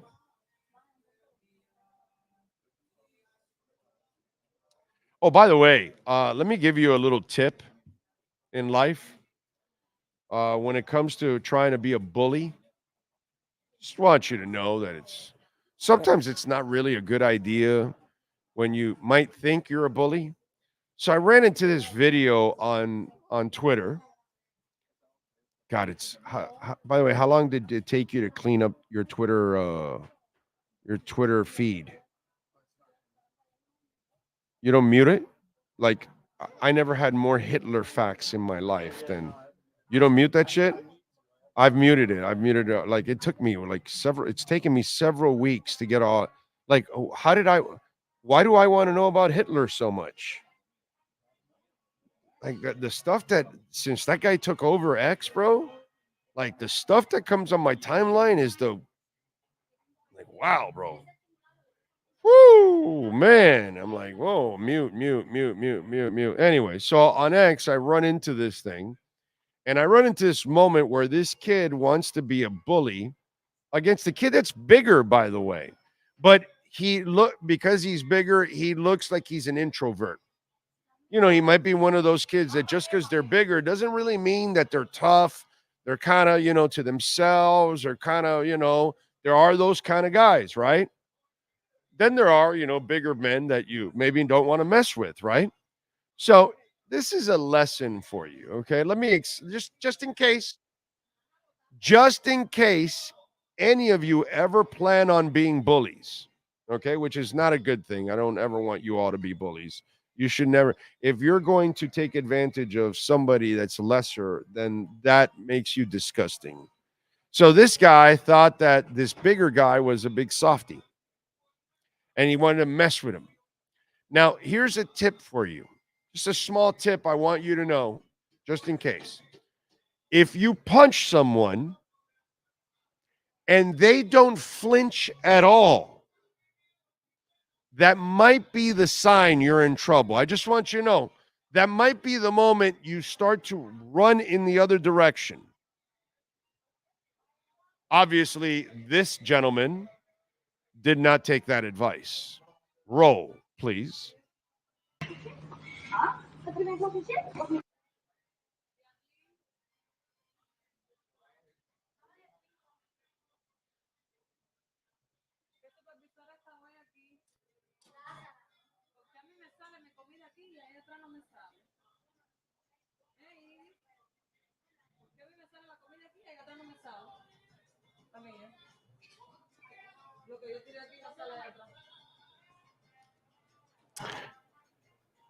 It's my favorite part.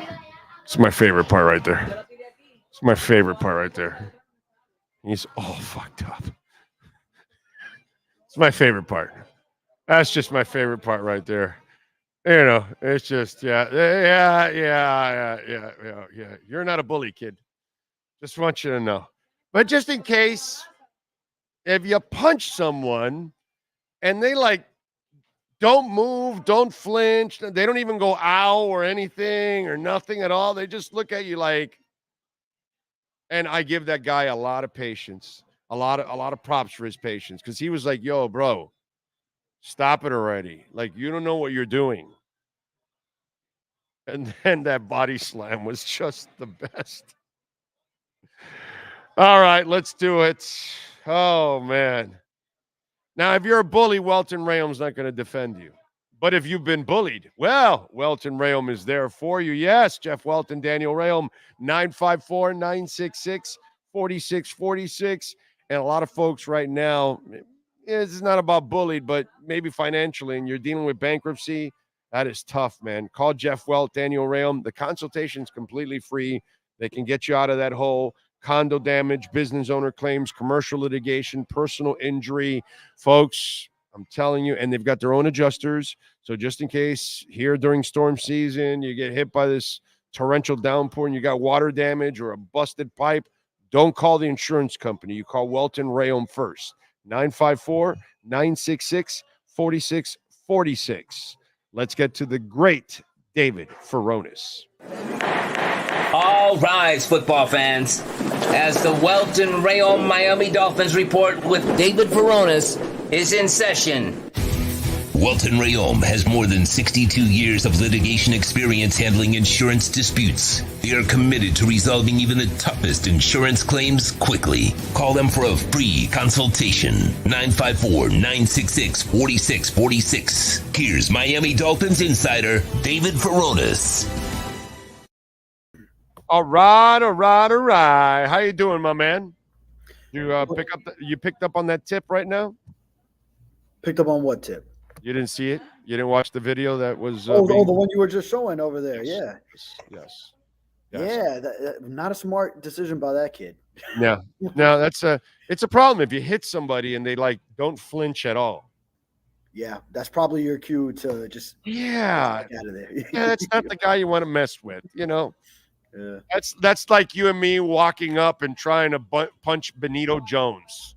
And he's just right. He's just going to laugh at us like, you have a death wish? What's wrong with you? And so, yeah, it would be kind of stupid for you and I to try to test Benito Jones. You know what I'm saying? So, yeah, that's kind of what I'm talking about there. That was the Benito Jones of that elementary right there. But the kid walking towards the camera all effed up, that was funny.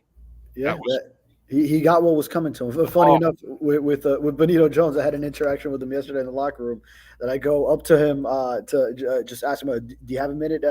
And then he was picking something up off the floor, and then he looked up at me, and he did like this roar, like to intimidate me. I was like, yo, what was that? But he was cool though. He's a cool dude. Yeah. But he can be intimidating too. You know what I'm saying? Yeah. I don't want to mess with him. Yeah, you don't know how strong these offensive and defensive linemen are, bro, in the NFL. These dudes are strong, bro. They can move houses, man. It's scary. It is scary what they do. All right. Well, I mean, it put it in perspective for me. Watching that Odell Beckham Jr. Workout video, where he's squatting on one leg and also not even holding up the bar, like 3 plates on each side plus a 25, plus the bar and like some chains to add even more weight. That's on one leg each. Like I wouldn't even squat that on 2 legs, like, putting everything I got into it. So, and that's a wide receiver. So imagine that he's one of the smaller guys on the team and who is recovering from an injury and on the PUP list. Imagine a fully healthy big lineman, the difference from us mere mortals in strength. Oh, please, bro. I've said many times, let one of those offensive linemen do a punch on you in your chest, and watch all the bones in your chest just freaking cave in, dude. Shatter. You'll die right there in the moment because your ribs are going to stab your heart in half. It's that those people are strong, bro. They're fierce. Jalen Ramsey. He's out, right? I mean, you've been practicing for 2 months, getting ready for this day, and you can't practice the first 2 days of the first week. They're probably either saving you for Buffalo or maybe saving you for week 3. I don't know. Yeah, that's what I would be inclined to believe is if he's not practicing these first 2 practices going into the opener, and he's only practiced once in the last 3, maybe more weeks, then we're probably not seeing Jalen Ramsey, especially with that hamstring. It seems like they really want to be cautious with it and not put him at risk for anything. So, and especially even Anthony Weaver said it today is, it does come into play that 2 games in 5 days. So I think they are. It seems to be where they're saving him for that Buffalo game. Bonner, Kohu, a combination. A feel out, who does what, who fills in? Yeah, I mean, if it was just 2 DBs, then Kohu and Fuller. But then once you go into that nickel package, I would think Ethan Bonner on the boundary, Kader Kohu in his nickel spot. So and not move 2 guys around, right? In other words, because if you put Kohu outside, then you got to put somebody new in the slot. Also. Well, the base, which would be right. Which you would see fewer snaps probably than. It would still be Kohu just as one of the 2 guys, but then keep Kohu in his normal nickel spot. Yeah. Ethan Bonner's more of a boundary guy, so he will be the next guy. And Anthony Weaver even said an opportunity. He mentioned Storm Duck too. So, but he did mention Ethan Bonner first. So which we would believe based on what we've seen throughout camp. Well, although I kind of like Kohu outside, but that's just me. You know what I mean? But I get it. Why move Kohu outside? Because then that's 2 positions that you're moving around. Mm-hmm. And just, make the one switch, make it Bonner, and then Duck backing him up, possibly. So that would make a lot of sense if you want to roll that way. The only thing I like about Kohu is that he also has the experience. from a couple of years ago, obviously. Yeah, and we did have the injury report just come in too. What do we got? What do we got? Let's see here. Yeah, Jalen Ramsey, as we knew, would another DNP and improving from limited to full. Quentin Bell with the thumb, as well as Jalen Phillips going from a DNP, which vet rest was part of it with the Achilles rehab to full. I mean, yeah, a few guys moved up. Well, all the vet rest guys also did. They were bumped up to full. So everyone who was doing vet rest. Yeah. Okay. All right. So really, it's Ramsey, Chubb, Wynn, right. And who else are you missing? Ramsey, Chubb, Wynn. Yeah, Phillips will be on a limited snap count, but aside from that, then But you expected Phillips to be on. Right. Yeah. Right. Yeah. And Brewer should be fine. We talked to him in the locker room, so he feels fine from snapping with that injured hand, that laceration he had. He had a surgery actually to quickly get that squared away. So good to see. Let me tell you something. Mm-hmm. I would actually even bench Phillips for this game. Ooh, I don't know if I'd go that far. You know why? He's coming back from injury. You're going to play him twice in 5 days? Well, that'll play a part in how much he plays, but you still throw him out there on the limited snap count. I don't want to play him at all twice in 5 days. You're not going to play him at all. I would trust. I don't know what the number would be, and I know they're still figuring that out, but I'd get him some reps, but be cautious with it and keep him limited, but. Have him get some feel too before just but not a twofer, not a twofer in 5 days. Not a guy coming back from an Achilles surgery. I would hold him out from this game and play him on Thursday because I need him more for the Bills. But then how would you play him on Thursday? Would that be a snap count limit game? They're all he's snap count for half the season. Yeah. Mm-hmm. This is a piece. You want that being his first one back, This is a piece. Yeah, but my problem that the first week it's 2 games in 5 days. I don't know if I would play Jalen Phillips twice in 5 days, dude. Even if it's a snap count, it's still not something that his body is used to.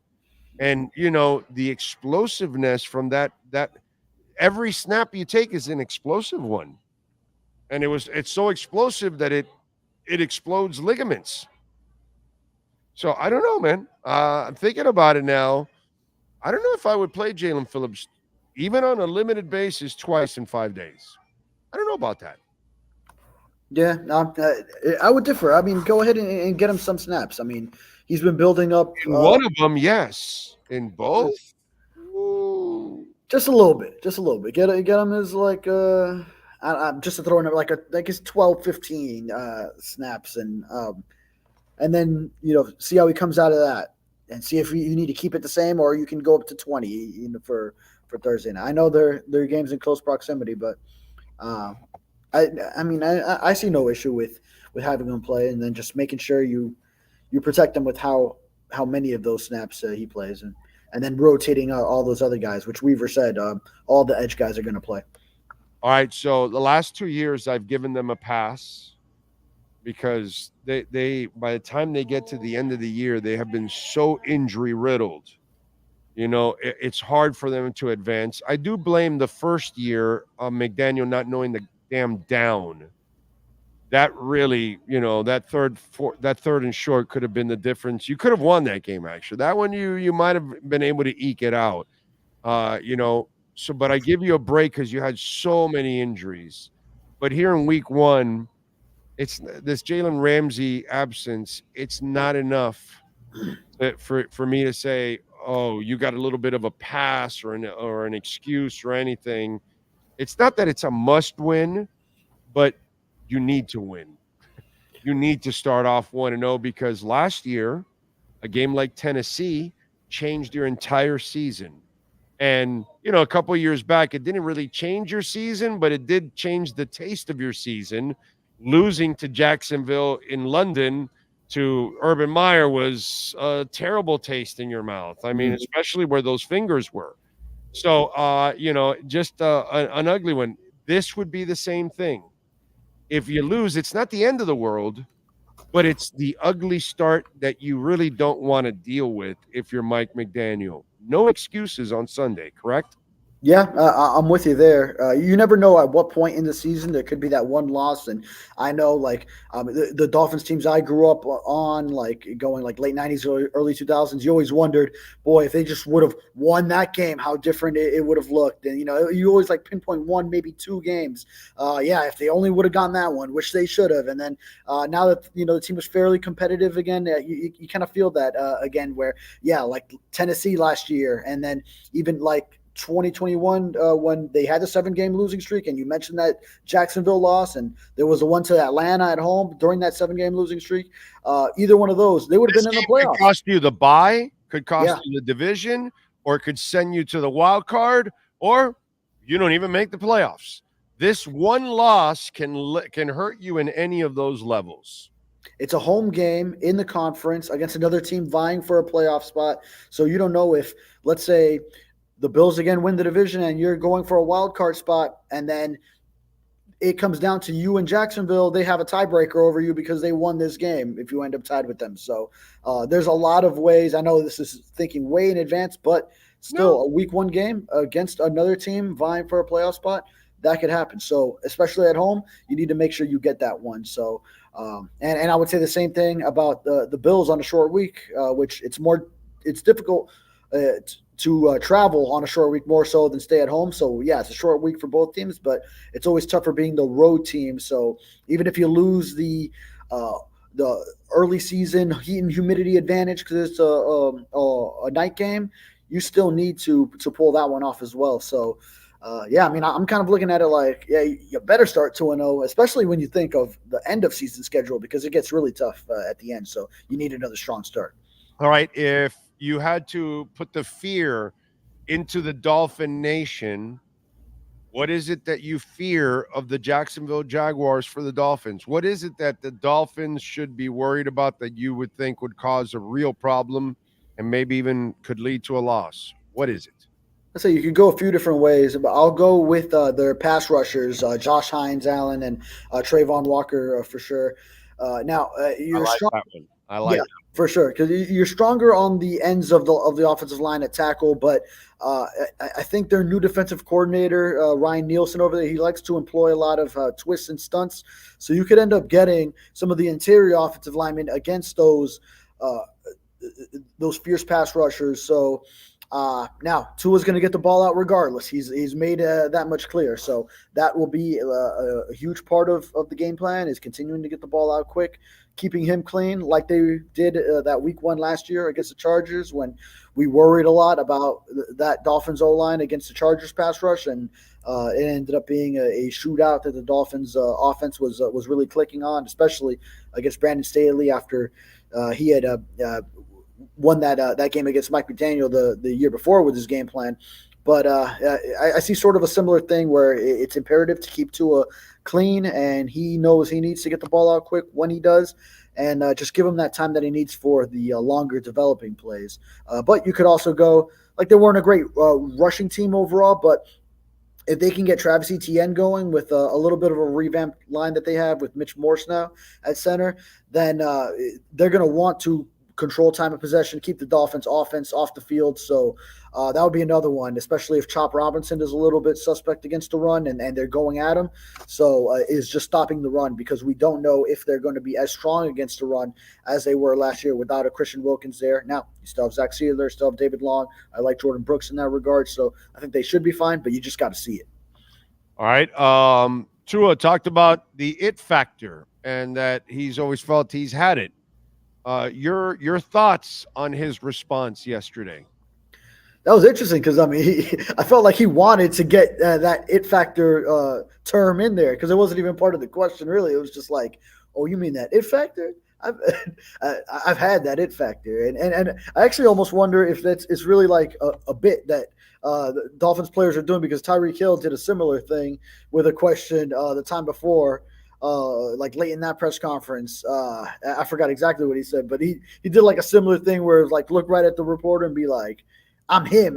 That's what he said for that one. I'm him. So I'm almost starting to wonder if it's like something that like they're playing off each other. But Yeah, it was interesting that he felt he needed to say that no, he's had that for years.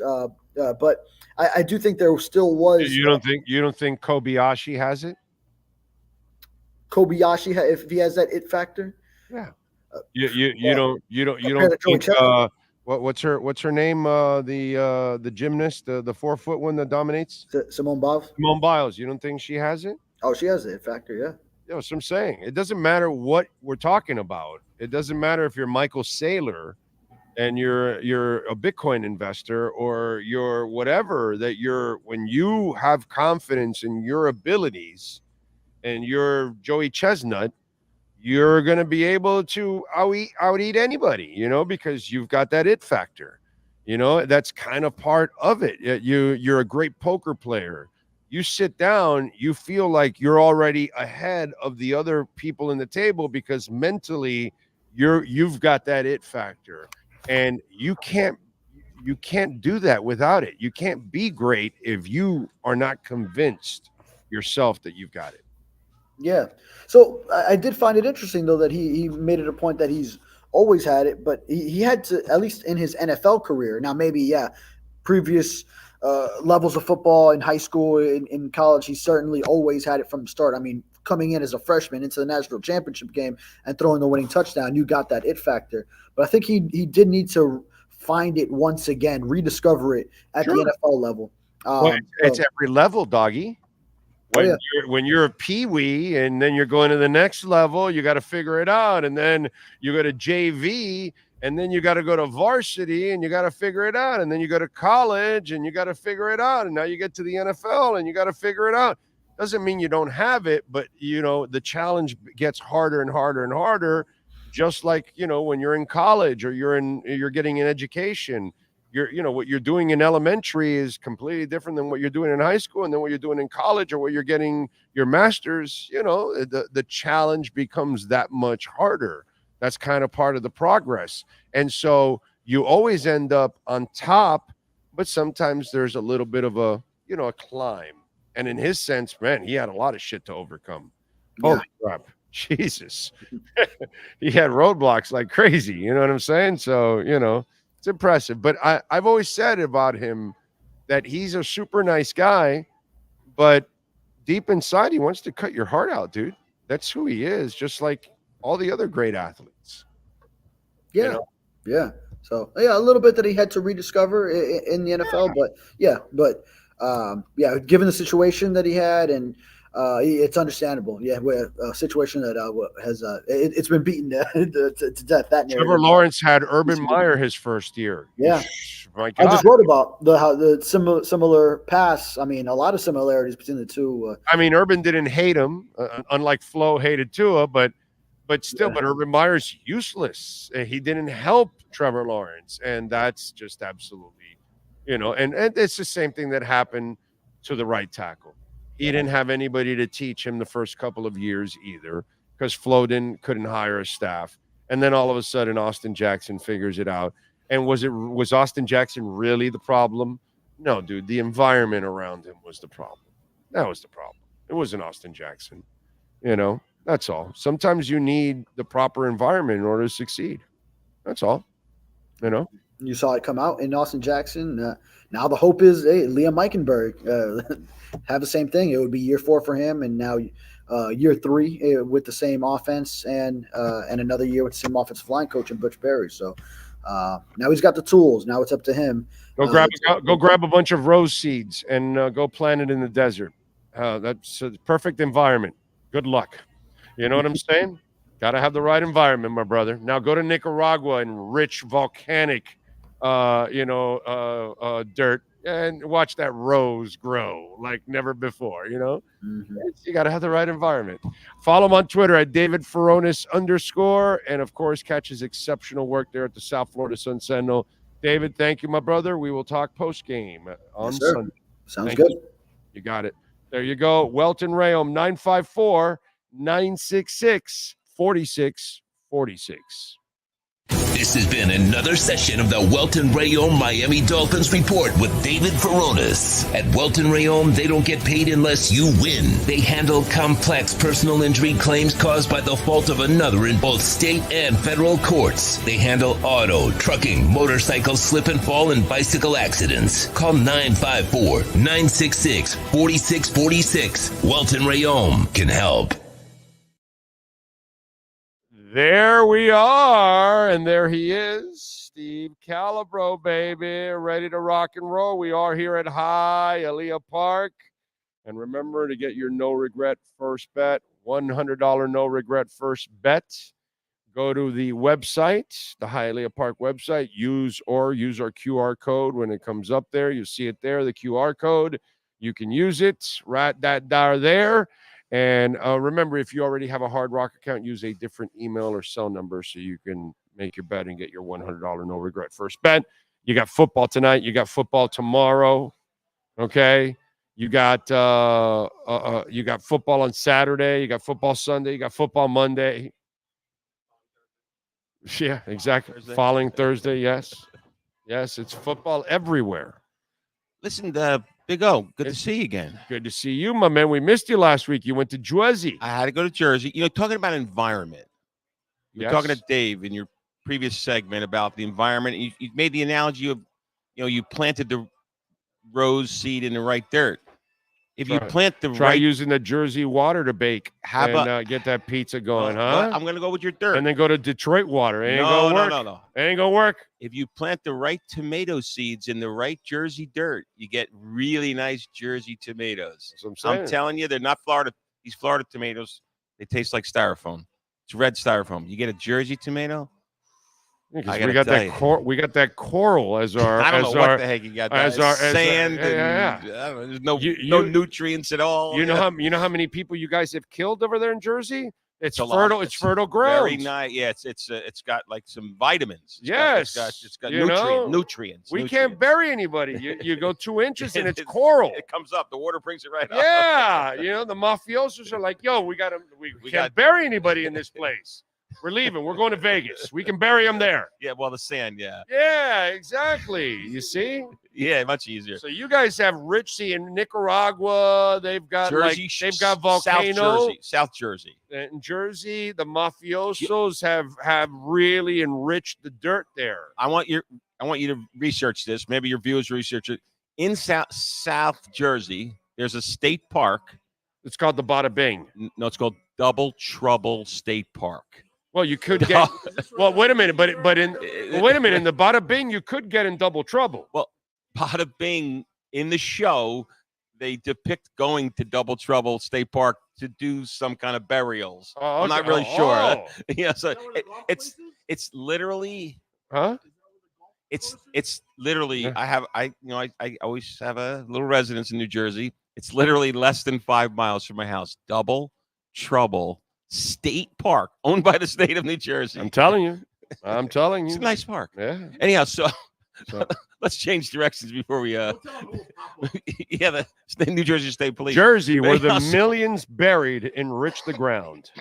Anyhow, so listen, I want to talk about just one thing for like less than 30 seconds. It's horrible. I just want to make I just want to cry on your shoulder and your listener and your viewers' shoulders.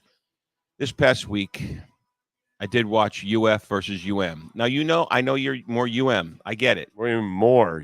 I'm all UM. What do you mean more? Okay. More? Okay, you're UM. Ew. You're UM.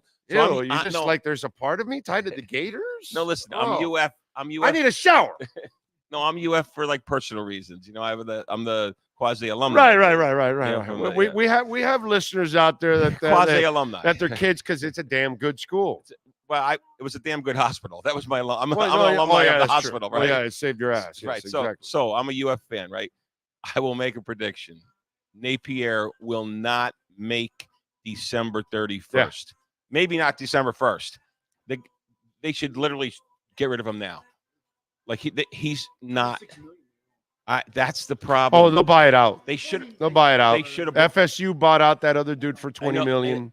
They'll buy it out. That's a bad deal they made. It was who makes a 7-year deal with a guy that's relatively unproven?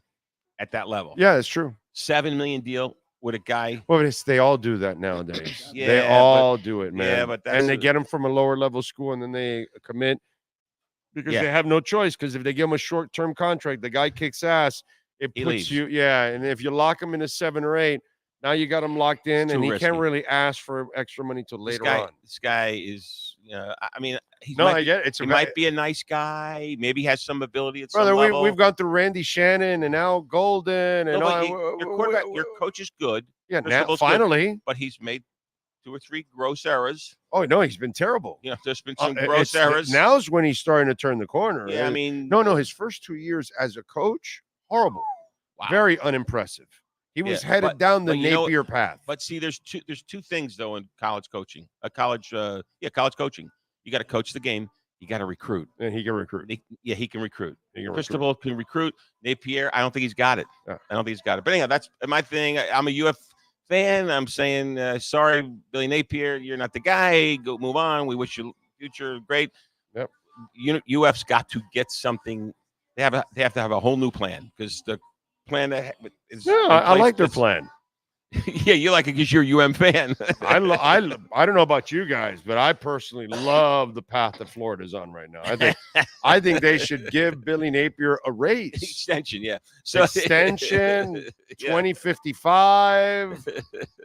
Just give him everything right there. I can tell you the quarterback for UM, Ward, he's good. Go Napier. He's done. December 1, just get rid of him. Should have got rid of him 4 months ago, 6 months ago, but you didn't. You didn't want to spend the 26. Napier, isn't that stuff that was in Vietnam? Yeah, Napier, Napalm, something like that. It was something like that, right? I just something love like the that. smell of Napier in the morning. Wasn't that the line? He smells often. Wasn't that the? He doesn't just smell in the morning. I can tell you that right now. Wasn't that the line in Apocalypse Now? I just love the smell of Napier in the morning. Wasn't that it? It was Duvall, right? Duvall's line. Anyhow, yeah, Robert Duvall. All right, so What an Martin Duvall, Robert Duvall. So what an actor. So I want to share with you. I'm going to change directions. Let's get off of UF because it's got off. I love the smell of Napier in the morning. Yes, and he smells morning, noon, and night.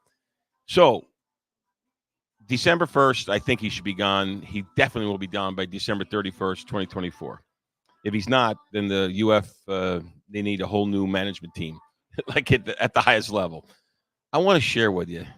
We're changing directions real quick here.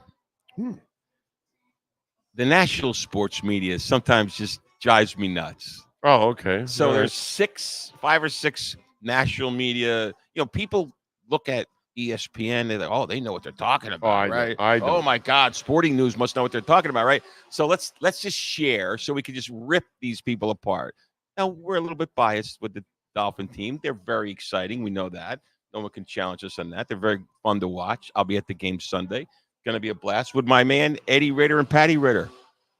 And my wife, my beautiful wife. We're going to have a great time. Eddie and Patty have never been to a Dolphin game. Oh, okay. So Nice. we're trying to make them converts. They're moved down from the Jersey. They came from Jersey. That's amazing that I even knew. And they a little note of trivia. Eddie and I, this is how old I am now. Eddie and I, when we first met, I was about 160 pounds soaking wet. I'm considerably heavier than that now. We were bouncers at the school pub. Nice. Now, there he you go. was kind of big and strong. I was 160 pounds soaking wet. To this day, I don't even know how I got the job, but somehow we did, and that's where we met. And 45 years later, we're going to have a good time and convert him from Don't you love when it says scam likely? Yeah, I'm dying to answer that. Anyhow, so ESPN. Now, this isn't bad. ESPN, maybe we like ESPN. Listen, Miami Dolphins to reach the AFC Championship game. Okay, that's their prediction. Okay. I'm okay with that one. I'm good with that. The next one cracks me up. Well, Sean and I have plans to go to the Super Bowl. Right? No, we Sean, understand. isn't that your Sean's going to the undefeated party too. Yeah. We're gonna check every week. Every week we'll check our games. Sporting News. Now, Sporting News has been around 50 years, right? 100 years. I don't know how many years. What's left of them? Right. So Miami Dolphins go 8-9, miss the playoffs. I don't know what. Vinny Liar. Vinny's lying. I can tell you, Vinny Liar is lying. He's got the Jets winning the AFC. Apparently, Vinny lives in he's in Jersey at the Florham Park practice center. Anyhow, so he's Double Trouble State Park. Here you go. Now here, clutch points. I don't know what clutch points is, but make the That's within the last 2 minutes, something like that. The clutch points, I think it is. No, it's some media thing. Miami Dolphins make the championship. Okay, got it. Here's one. The Athletic. Some media called The Athletic. Yes, The Athletic. Miami. Yes. Jim Aiello writes, Miami Dolphins fight to reach 10 wins. I've already made the wager. Okay. It's 9.5. 9.5. I already made the wager. Nice. I already made that wager. So apparently Jimmy and I don't agree. NFL.com. Miami Dolphins make playoffs as a wild card. Okay. And then lose. I don't believe that. They're going to make. That's the safe prediction because that's kind of what they've been. Division. They're going to win the division. Oh, I think so too. This is the year. I think so too. Here you go. This is an interesting one. This would be. I thought of you, Sean, when I was reading this. No, this is a good one. I wrote this. Fin Fanatic. Maybe this might. Let's see. Oh, it's who wrote Fin this? Fanatic. Sean. Shocker! I wonder what they're going to predict. Miami Dolphins start 7-0 and win the AFC East. Okay. I don't know if I agree with 7-0. I don't agree with 7-0, but I agree with the win the East. And CBS Sports. 4 out of 6 writers picked two out of 6 Dolphins. 2 out of 6 writers picked the Dolphins not to make the playoffs. Come on, CBS is a mess. Anyhow, they're was one of them Pete Prisco? John B. Pete Prisco here. Yeah, Pete Prisco had the Dolphins in 3rd place and missing the postseason. Pete Prisco, because he's as pretty. I know. I've known Pete for 20 years. He's an anti-Dolphin. He is as predictable as it gets. No one picked the Dolphins to reach the Super Bowl. Yeah, predictable Prisco. Well, yes. There's a guy that agrees with him, Will Brinson. I don't. We shouldn't even mention the name. We should give him no accolades at all. Why should we even give their name? But those are people that don't believe in Tua. That's probably what it is. Usually, that's usually where it comes from. Actually, I saw something. A comparison between Tua and I don't know how Prisco feels about Tua. I have no idea, but my guess would be that he's not a Tua guy. I saw a comparison between Trevor Lawrence and Tua. Oh, it's not even close. I got to tell you that where it matters, Tua crushes him. Yeah, he crushes him. So, at any rate, it's the problem is with Tua is you look at physical stature and then.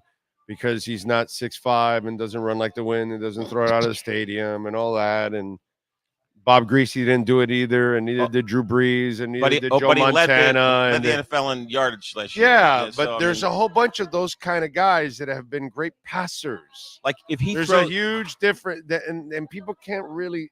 So if he throws for 4,500 yards this year, he threw 46. It's a dip. It's a dip. It's dipped down a little. Yeah. Like there's like 20 quarterbacks that would love to throw for 4,500 in 4, 1 year, 4,000 in 1 year in their career. Right. Right. So at any rate, I actually think he's going to have the best year he's ever had because they brought the easy pass to the offense. Finally. Yeah, I think this is going to be a great year for the offense. They've got the tight ends and the running backs. Tight ends are back in the game. I hope. No. There's no hope. They are. No. There's no hope. I guarantee you. I don't disagree with you. I guarantee. Wait till we see what they actually do. People say one thing and do another, but I think they're going to do the right thing. I get it. Listen, sports betting, it's all about sports betting. This is the wise guy's back. This is it. Oh, wait, before the wise guy. It's all about just sign up on Hialeah Parks. No, yeah. We've been telling everybody about, of course. We're in full blast sports season. Right. You realize a year ago, we're sitting here at this table. I'm saying, I don't know, maybe we'll get sports betting and Hard Rock's got a legal. Okay, we got it. We got it. I've made my wagers already. I've made some wagers already. I like to make the live wagers. But I do have. I got a couple of wagers I'm going to share with you. I did bet the 9.5 wins. I'm not putting my phone on. Because I saw him hitting his. Oh, shit. Yes. I did it again. I have to change it again. Sorry, I'll change it again. I saw him hitting his code, and he's. I'm sorry. And you're on camera. I'm looking out for you. I'll change it again. I have to change it again. I didn't like what I had anyhow. I'll change my. Anyhow, so I made my bets here. Oh, wait, you don't have the face recognition on it? I have the finger one, but I didn't do it. No, you should do the face one. Yeah. That way you don't have to put the code. You just you. No, you like the finger one, I don't have to do the code either. And you just put your face and. Nah, I should have done my finger thing was right there. I didn't do it. All right, so I have 2 parlays that I like. What do you got? Let me see. Hold on. I'm gonna show it. Let me pull up the line. It's a 4-bet parlay. Okay. Okay. All right. What do you got? Justin Jefferson, anything, just to score a touchdown. Oh, okay. That's come on. Okay. CeeDee Lamb, any touchdown. Okay. Okay. Jahmyr Gibbs, touchdown. Okay. Christian McCaffrey, touchdown. Okay. $20 gets you $338. All right. $20 gets you $338. Right. I mean, it's obvious. Those are the obvious picks. There must be. Am I missing something? No, you're not missing. It's just the chances of the 4 obvious picks hitting the touchdown is always difficult in itself. Yeah, because it's 4 guys. Because it's 4 guys. 4 teams. And so there's a good chance that one of them doesn't end up scoring, even though all 4. But the payoff's pretty good. 20 gets you $339. No, it's fantastic. But again, it screws with you because all 4 easily should get a touchdown. But when you then put it all in 1 week, it's just hard for all 4 to happen. It's just that's why the odds are where it's at. I got another one. Nobody does math better than those guys. Another 4-bet parlay. I don't know why. I looked at all the parlays. There was like 10 or 15 that I looked at. Mm-hmm. What's that? No. Is he? Oh, I didn't know that. I can cancel it right now. I don't know. Please. This is why I come to Big O to get some. See? I thought he just signed a deal. Everything's fine. Oh, he did sign a deal. Let me see. I'll tell you right now. Building up full reps in practice. CeeDee Lamb building up to Sunday season opener. CeeDee Lamb ramping up for week 1. Yeah, he's ready for week 1. Right. Why you got to shut? Come on, you're trying to scare me, Sean. Come on, man. Yeah. No. Oh, Noel Doubt is the guy that sent it in. Is Noel Doubt? Noel Doubt, yeah. So you got to really doubt the Knowles as it is he's a right doubter now. By nature, he's a doubter. He's a doubter. Yeah, so he was doubting okay. CeeDee Lamb. All You got right. to doubt it. You have to doubt his advice. So it's kind of one of those things. Wait. So do I have this? Did I pick the right one there? Oh no. Wait. Hold on. Am I on the wrong one? No. Oh, here it is. I'm sorry. Got all confused. I got one more for it. Justin Jefferson, touchdown. Okay. A little tough to get no quarterback. Would you get a negative on that? No, I got to get 4 of them. I mean, he's got 1. CeeDee Lamb, a touchdown. Okay. Okay. Jahmyr Gibbs, a touchdown. Is this the same one you just read us? What the hell? And McCaffrey, yeah. We shit. Okay. I got to be the dumbest guy in the world. I bet it twice. I bet it twice. This is too good to be true. Let me go again. It's very confusing, the app. No, I'm only kidding. You didn't bet it down. Did you bet it twice in one sitting? No, I was betting it. I was betting it at my desk. And then I went and I was talking to my marketing guy. This was yesterday. It happened yesterday.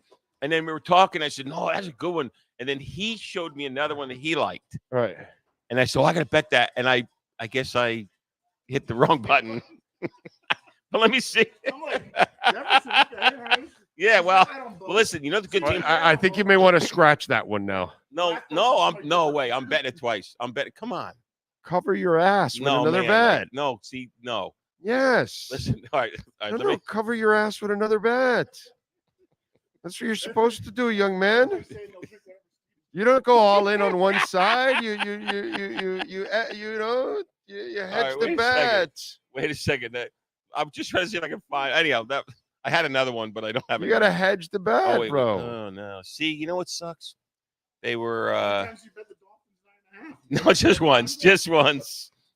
Oh, I have. I can't find the other one, but the other one was good too. All right. So, yeah, that's hard to do. When like if I win it twice, no, you know what's great? If I win it twice and I find the other one I was supposed to bet and I lose the other one, I'll be like, see, There you go. see, there's an above power taking care of me. They're allowing me to make mistakes so I can make money. Anyhow, that's how sports betting makes money. But yeah, so, All right, dude. one last thing. The wise guy's picks. Now, all right, let's see. he told me, I don't know where his head's at. He said, I'm giving you 4. You pick the 3 you like. Okay. This is a total curveball. He's never done this in years, but he's got. But he loves those 4. This to the 4 that he Okay. thinks. If All right. you know, That's fair. maybe I was talking to him about No, the that's 4. fair enough. Maybe I was betting the 4. Maybe that was the 4-bet parlay. You know. Yeah, there was only 2 teams and he picked them. All right, where the hell are they?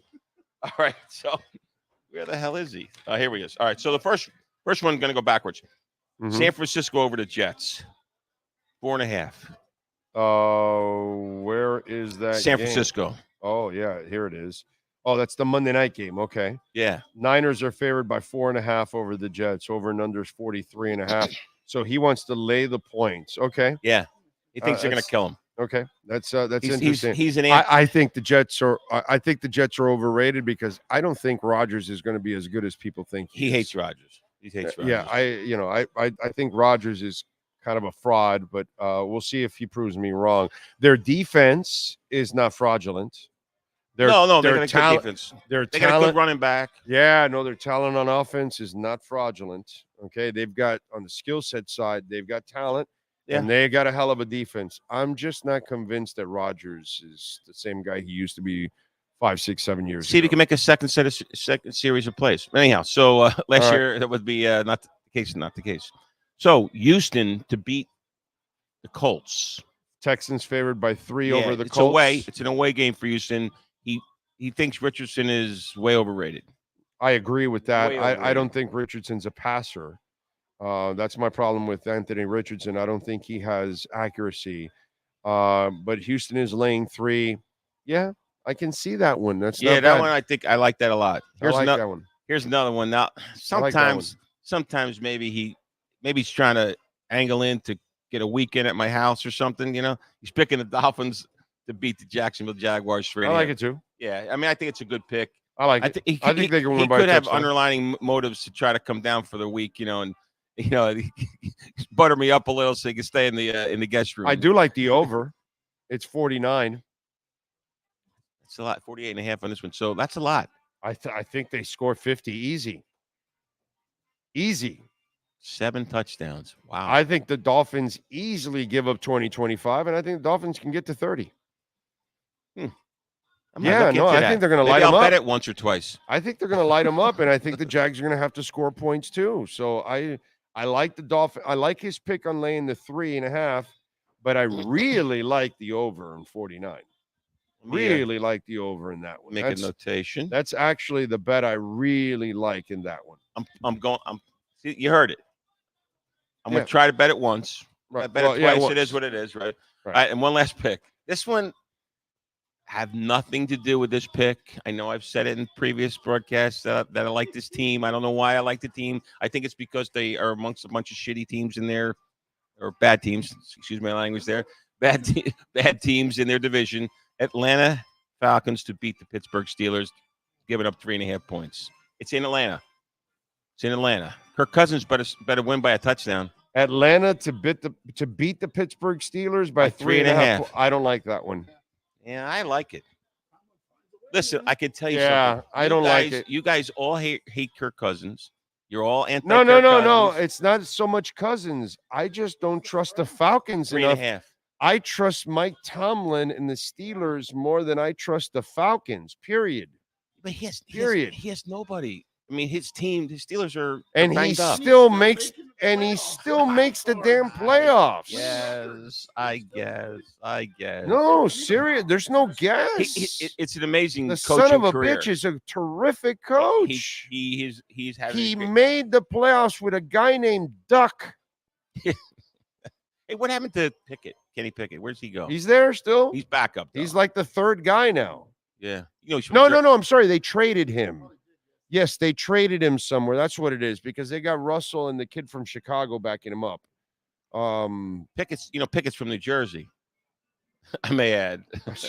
Yeah, they traded him somewhere. I'm trying to remember where. Denver or Eagles. Oh, he's that means Look at that. He's Jersey, right there. He put it this way. You could smell him. How did you not know he was no, there? That's North Jersey. I'm in South Jersey. Oh, North okay. Jersey.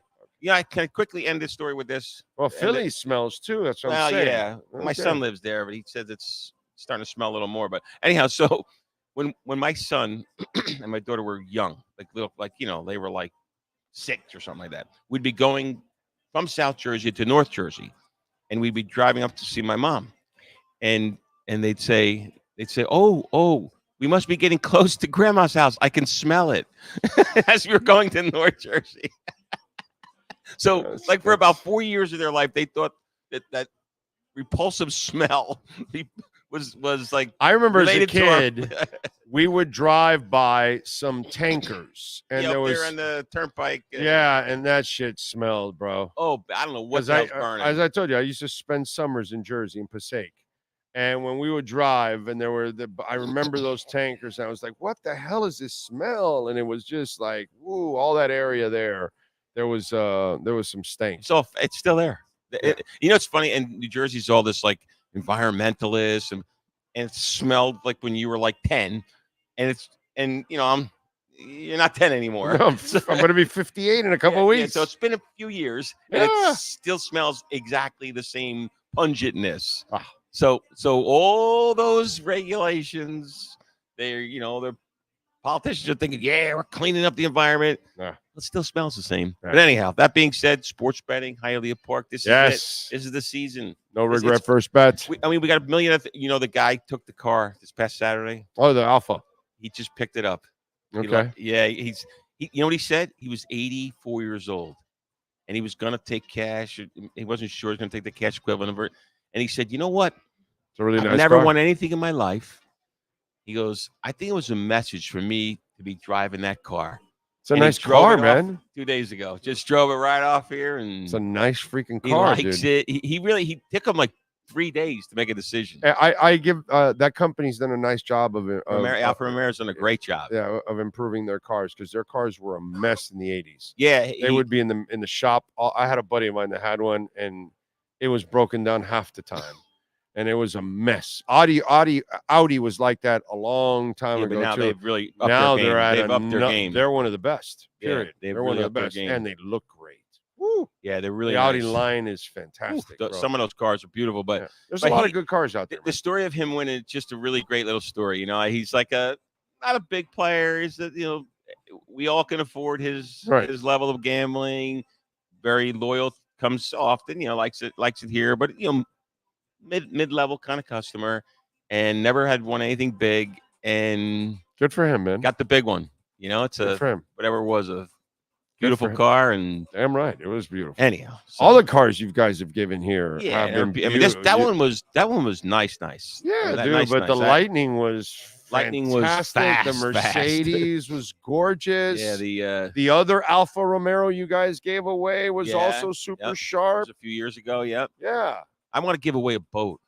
We gave away a boat about 7 years ago. It was nice, but boats are it's tough, expensive now. Yeah, because you got to maintain it, and you got to buy a slip for it, and it costs money to maintain a boat. To be a boater, you got to be. You got to have money. You got to have money to just keep the boat going. But just keep the boat going, and plus with storms and all that, it scares the crap out of people. Yeah, you're better off. I'm a boater. You're better off. I get it. What we if prove you live in South Florida, it's a good thing to be a boater. There's some nice fish out there. You like to catch a couple fish. Go jet skiing, go fishing, go. Just going down the intercoastal, I enjoying life. I love it. I love it myself. But they say the best thing to do is just have a friend with a boat. That's the best. That's what they say. So someday I'll evolve to that. Right, exactly. Right now I am the friend with the boat. But someday I'll have a friend with a boat. Right, because your friend leaves and then you're the one cleaning the damn boat. Yeah. And on Monday getting it repaired. Right. I love when one more question. I've been saying one more 4 times now, but I love some guys, some of my, especially some of my Jersey guys. They're a little bit, a little macho. We got. Don't worry, Steve. I'll go to the gas station. I'll fill her up. Oh, you'll fill it up? You really? Yeah. I don't think you should. Nah, come on, man. It's your boat. I'll fill it up. Okay, no problem. Yeah. These are guys that I pull up there. I says, I say to the gas guy, I said, yeah, we're gonna fill it up. He goes, you want to fill it up? Yeah. You know how many gallons you got there? 276 gallons. Yeah. And it ain't $3 a gallon. It's $4 a gallon on the water. And then the guy's like goes into a cardiac arrest on the boat. What? You know, $1,000. Yeah, like cost you like $900, $1,000 to fill the tank up. Yeah, man. You know, don't worry. There's a quarter tank in there. Yeah. It only costs you $750. Yeah. And that's good. And by the way, that gas is good enough for an hour cruise. No, it's a little more than that. Okay, an hour and a half. A Yeah. little more than that. But anyhow. Yes. Sports betting. That's Amen. all I can say. It is the Amen. best. The and, season is in thanks a the lot, guys. sport. And if I actually won last night in the WNBA. Listen, this weekend I watched what's your name set the record? Caitlin Clark. Yeah. I took the Sparks last night against Caitlin Clark. Oh, really? Because it was 11.5 points. Oh. And the Spark had been playing well, even though they had lost them. I actually watched the stupid league, like I know about it. Like I'm one of these crazy nuts. And I actually like the league. It's fun to watch. And I was like, yeah, I think they're actually going to keep it close. And they kept it close. And what was 93-86. There you go. So I won. Yeah, and she won. And she won too. Yeah, And she won. She was great. She had a triple-double yesterday. Yeah, she still has too many turnovers. And like 3 or 4 of them were like within the first quarter that she had these crazy passes that just shit was not going well for her. And she was frustrated, you could tell. But she ended up with the last rebound of the game was the rebound that got her the triple-double. Yeah. Hey. Yeah. All right, gang. All right, nice man. seeing it. And if I remember the second 4-game parlay, I'll text Send it it in. I'll text it to Send you. it in. Send it in. And if I win both of them, if I win that bet twice, there's a higher. And by the way, my wild card bet for tonight. Okay. Isaiah Likely touchdown anytime plus 550. Likely That's for a touchdown because they're going to worry about Mark Andrews so much. Yeah. They got to worry about Derrick Henry. They're going to suck up the middle of that defense. Likely last year played great once Mark Andrews went out with the injury. He developed. Yeah. So So you could get a Mark Andrews touchdown, but it's plus 175. No. So it's not like, but this is value. like plus 550. This is super value. So that's my wild card bet for tonight. Isaiah Likely, anytime touchdown, plus 550. I'm not a betting expert, by the way. So we saw the 4 Jersey Wise Guy picks.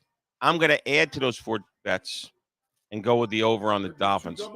No. You like that, huh? I like, because I'm going to be at the game, so I'm going to be rooting for scores. I want Eddie and Patty and my wife. You can root all you want, and no Jalen Ramsey, by the way. He's definitely out. He didn't practice yesterday and today. He's out. I thought he practiced yesterday. No, he didn't. Or was that veteran? No, that was a bunch of other guys, and all of those guys pretty much practiced. That's another thing too. We didn't get into it, but 12 guys are on the injury report. Jacksonville's got 1. All those guys came back and practiced today. I know, but what you're really only out with Ramsey, Wynn, and Brewer? and Chubb. Is Brewer in? Yeah, Brewer's in. Yeah, maybe he's on the report. Yeah, but he's playing. He's playing. Okay. Yeah, and OBJ. So there's 4. I don't know. It's not enough for you to lose that game. No, I know. So but no excuses. Win the damn game. No, we don't have a ridiculous amount of injuries, but I'm worried if we go down the injury path again this year, then there's something wrong in the organization as it relates to strengthening or you tell me we're that unlucky. See. 2 years in a row, we're like one of the more injured teams. I don't know. Yeah. Let's just see. There's serious injuries. It's been a lot of bad luck. Let's see. Let's see. Yeah, I'm not going to overreact on that stuff. Well, I saw the article and it was 12. I saw the injury reports like 12 guys on the yesterday's injury report. Yeah. But most of them all came back in practice today. It's all good. All right. And the injuries they have, not enough to lose the game. I get that's it. all. Certainly 8 of them didn't look. They looked like almost like it was like they were padding the injury report. These guys don't practice these guys that much anymore. Anyhow, it's not like how it used to be. We'll see you next week. See if the Jersey guy has done his thing. You got it. Thank you. Thank Adios. you, Steve. The great Steve Calabro, baby, here at Hialeah Park. Yes, sir. Appreciate you. Thank you, sir. See you next week. Oh, take a quick break here. Give me 2 minutes. Steve, give me a second here. 2 minutes. Right back here. Over 2,000 Toyotas are in stock and on their way to Toyota of Hollywood. Get our lowest price on every Toyota, including Corolla, Camry, Highlander, Tacoma, and RAV4. Like a 2024 Corolla LE, $19,975. Need credit? If you earn at least $500 a week, we want to say you're approved at Toyota of Hollywood on 441 between Hollywood Boulevard and Sheridan Street. Open till midnight. After 40 years, the Big Cheese Miami is still producing great Italian food. They started in 1984. Since then, they've been winning awards while being voted the best inexpensive Italian restaurant in Miami. Visit them for great food, amazing service. Witness the decades of Cane's memories. The walls are like a Miami Hurricanes Hall of Fame. The Big Cheese delivers anything on its menu or party platter menu to your home, office, or even a park for a picnic. Located at 8080 Southwest 67th Avenue, Miami. Call 305-662-6855. TheBigCheeseMiami.com, where they serve large portions at family prices. The viewpoint, statements, or beliefs expressed on the following program by the host, guests, or callers are not necessarily the opinions of FantasyXS.com, Media Group Inc. ownership, management, sponsors, or website. When it comes to South Florida sports teams, very few in the media have witnessed, lived, and covered it like the Big O. Let's start the program dedicated to your favorite South Florida teams with a passion that's unmatched. The Big O Radio Show is on. Here's the Big O.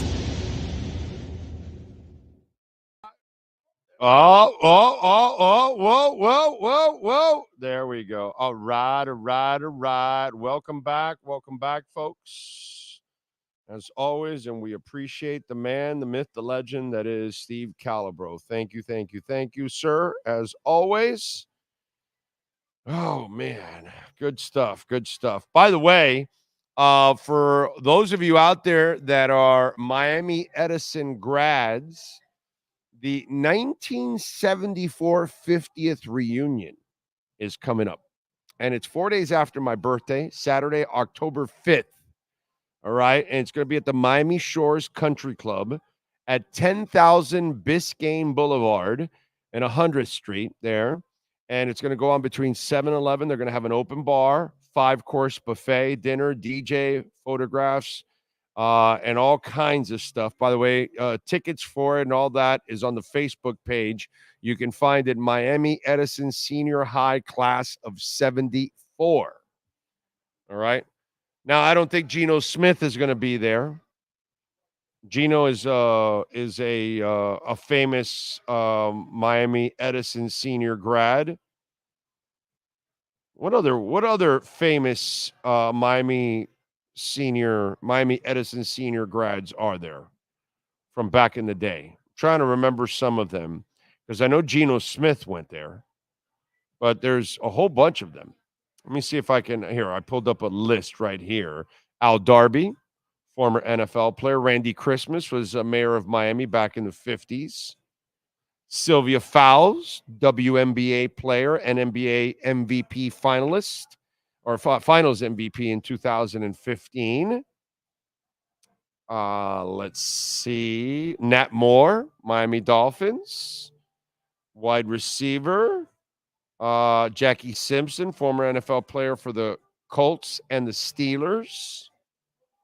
So those are some of the famous Miami Edison grads. So it's pretty cool. Got this info, so just in case if you guys get any of that info here in South Florida for any of the high schools, I would love to forward that info out because you just never know. There might be a Miami Edison senior high grad from 74 that might be watching the show, or somebody knows somebody and they can tell them about it on October 5th. So make sure if you want to be a part of it, Miami Shores Country Club, 7 to 11 that night. It's at 10,000 Biscayne Boulevard, open bar, 5-course buffet dinner, DJ, photographer. They got it all there for you. And you can go to the Facebook page, Miami Edison Senior High Class of 74. All right. There you go. Good stuff. Appreciate all of you out there. Don't forget, of course, you can make a donation to the show, Cash App or Venmo at Cash Big O Show. That is Cash Big O Show, Cash App or Venmo. And you can make a Bitcoin or Ethereum donation, which you know we love those because those are the best. They're perpetual. Those are donations that go on forever. And right now, Bitcoin's at a nice dip at 56,152. Ethereum right now down 3.5% at 2,373. Solana down 4% at $128. And the market today closed down 219 points. The S&P closed at 1666, by the way. And then the Dow closed at 0.25 point down. All right. What else do we have to talk about? Tua.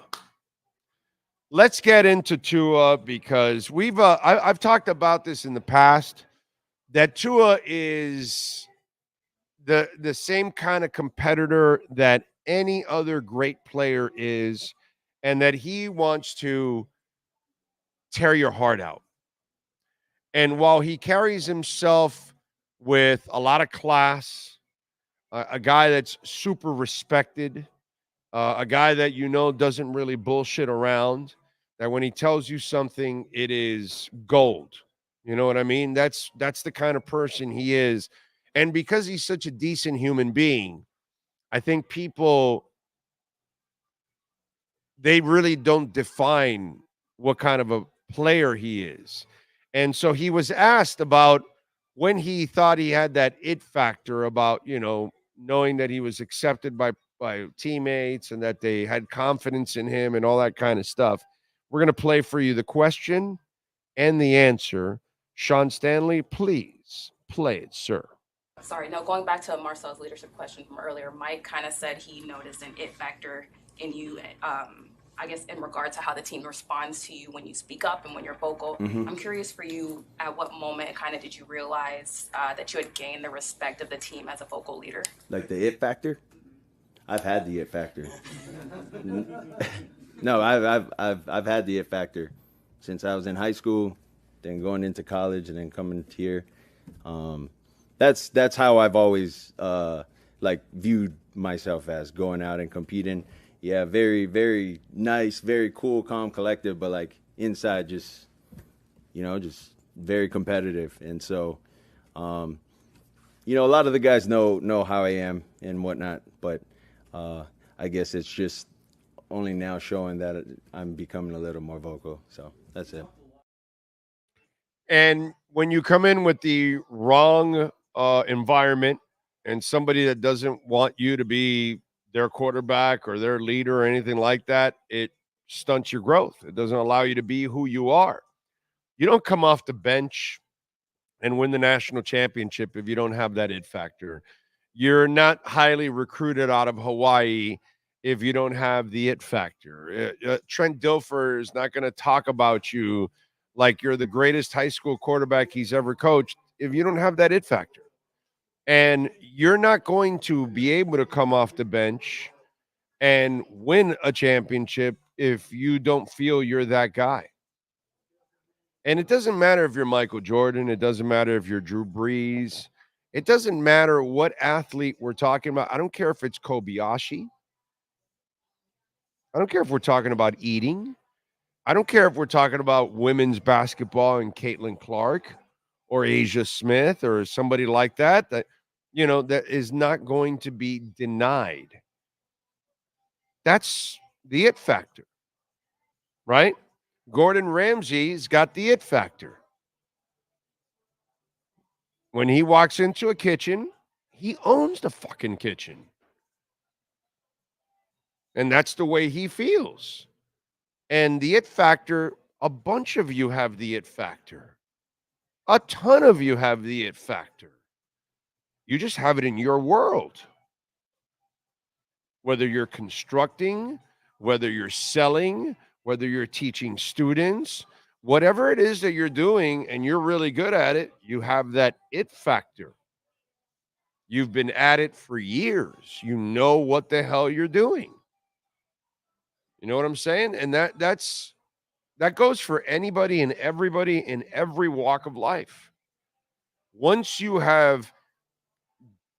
feel confident in your area of expertise, you feel like you can produce and you can get it done.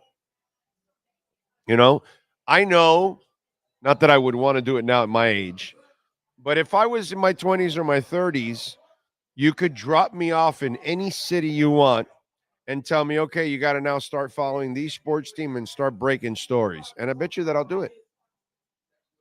Any city, wherever I'm at. I'll find a way, I'll create the relationships, and I'll get it done. Because I know I can do it. So it's just one of those things. Everybody has that it factor. You know, there's a dealer right now. And you walk and you sit in the table and they do everything and they're professionals. And they do it in a really nice way. Well, they got that it factor. Why? Is there a dealer? They can't have the it factor? Why? Because you make pizza? You can't have that it factor? Right? You can. Of course you can. I mean, that's what it is. And this kid has always had the it. That's the reason why I've never been in any kind of doubt with Tua Tagovailoa. The only thing I ever doubted with him was his injury history coming out of school. That's the only thing that scared the shit out of me.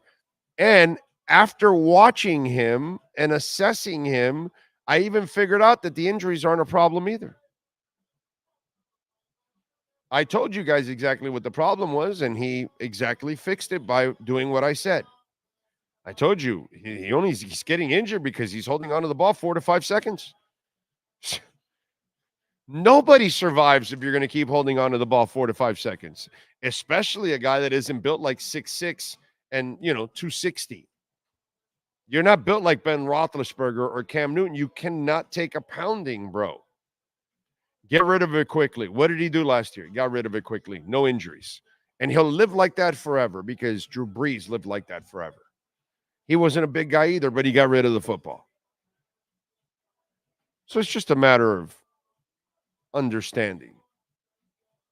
And I think people now will understand it. But once he starts getting those big victories that you guys desperately need to convince yourselves that he's the guy or shut some of you other people up, then that's what will happen. That's the only, but it's because of his stature, you think he doesn't have the it factor. You don't bust your hip up and then come back 9 months later to play in the NFL if you don't have the it factor. You just don't. There's no way.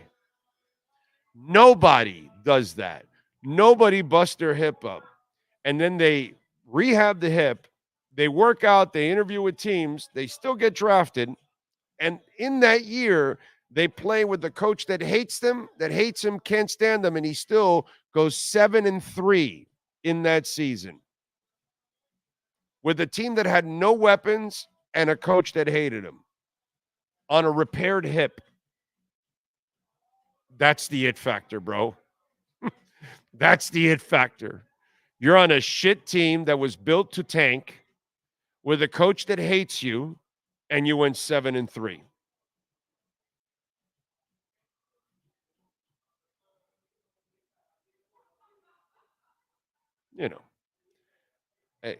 He's always had it. It's just some of you out there, you're just programmed to think that you only have it if you're, 6'5" and 250 and chiseled and running around like a deer. That's how you have the it factor, when that's not really what the it factor is all about. I'm not surprised, and I don't know why anybody else would be, but I get it. Frankie Fresco. Hey, man, thank you for tuning in, bro. That's super nice of you for tuning in. Thank you, bro. Appreciate you, Frankie. NorCal says, my brownie game is so dominant that if True Fin Fan had won and farted people in the room would get the munchies. There you go. So you're saying he would actually shoot some tasty farts? Damn. Let's see. What happened to Safid Dean? Bro, Safid is fine. He's working for the USA Today, and he's following Messi around. Do you know he's on the Messi beat? He's not even on the Dolphins beat anymore. He's on the Messi beat. Dave missed him here and never followed him at all. Has no idea what he's doing now. He follows a guy that he has no access to. Oh, man. It looks like Big O and Sean are hot boxing at Hialeah Casino. Yeah, we are. Oh, the sun, the glare. Oh, yeah. It does look like I'm at the Hollywood Sportatorium. It does look, yeah. I like it. So if we did that, yeah, Sean, yeah, we're here. We're here hanging out. Damn, saw smoke here. Damn. Yeah. Jeff Jordan had all the ability in the world, but he was yellow and had everything but the it factor. Exactly. One of the 5 best arms I've ever seen in my life. The University of Miami does have that it factor, Frankie. It has the it factor. It has the it factor of kicking the Gators' ass. And you know it. Yeah. So I disagree with that. They have the it factor. Oh, we must have got a cloud. We're no longer hotboxing. Oh, yeah. No, yeah. Oh, yeah. The smoke is gone. Yeah. It's all gone now. Good ventilation. That's it. Hey, Inter Miami, some news. Oh, we do? What do we got? They're acquiring Argentine goalkeeper Oscar Ustari. Okay. He'll arrive in MLS as a substitute for Inter Miami starting goalkeeper Drake Callender. So are we supposed to miss Drake at some time? I don't know. We're headed down the stretch. We can't be missing Drake anymore, bro. This guy's old. Holy cow. Yeah, no, it must be just for backup purposes that they need him.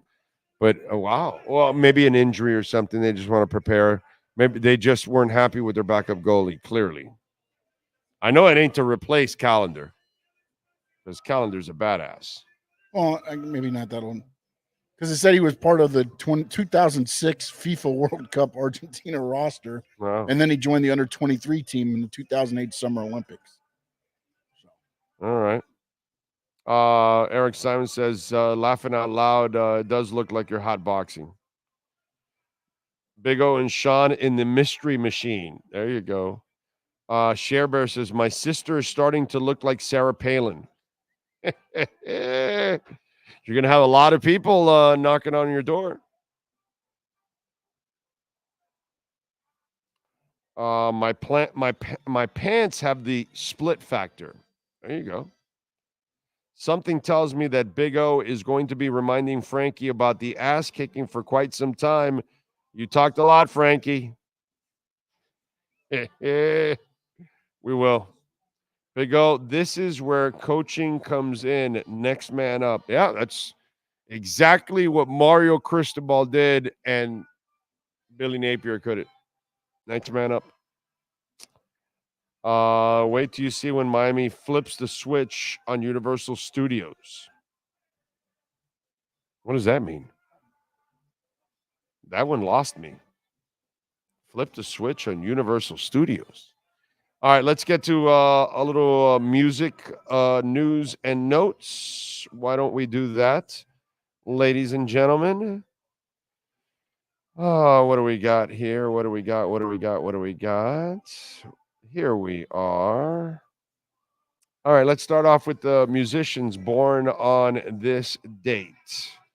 Brad Wilk, born on this date in 1968, drummer for Rage Against the Machine. Terry Ellis from En Vogue, vocalist, singer, born in this state in 1966.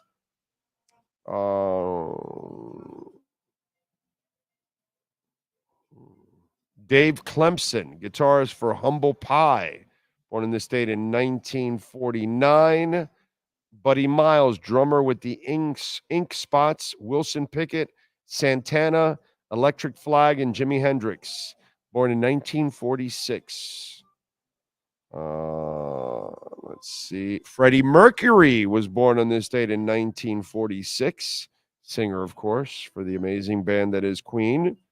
Al Stewart, Year of the Cat. Singer-songwriter, born on this date in 1945. And who else? That's about it for musicians. Now let's go with famous folk, also born on this date. Bukayo Saka, soccer player, 23. Michael Keaton, Batman, is 73. Rest in peace, Bob Newhart. We just lost him in 24. Was born in this state in 1929. Let's see. Who else? Famous. Rose McGowan from, Charmed. She took over for the late Shannon Doherty that we just lost, unfortunately.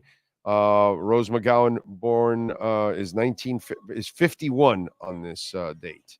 Raquel Welch, the amazingly gorgeous one, was born on this date in 1940. We lost her in 2023. Let's see. Who else? And that's it. Erin Krakow, actress. She is 40. That's it. Those are the famous people. How about wrestlers, sir? Any wrestlers born on this date? Yes, sir. James Shane Sewell was born in 1976 on this date, and Sin Cara, the Unico version, was born in 1977. Those are your birthdays, September 5th, 2024, and you know that, Frankie Fresco. That's right. Let's see. On this date in music history, back in 1981, Stevie Nicks went to number one because she had it, Frankie, on the album charts with her solo debut, Belladonna. In 1998, Aerosmith scored their first number one song with their single, Diane Warren's pen song, I Don't Want to Miss a Thing. I want to sit here and watch UM beat Florida. Oh, I'm sorry, I added that.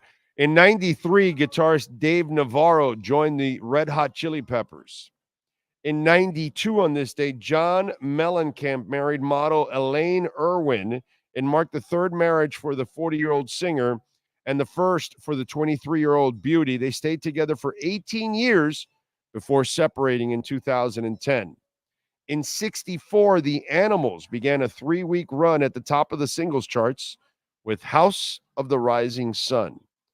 In 2006, the Arctic Monkeys won the UK prestigious Mercury Prize for their album, Whatever People Say I Am, That's What I'm Not.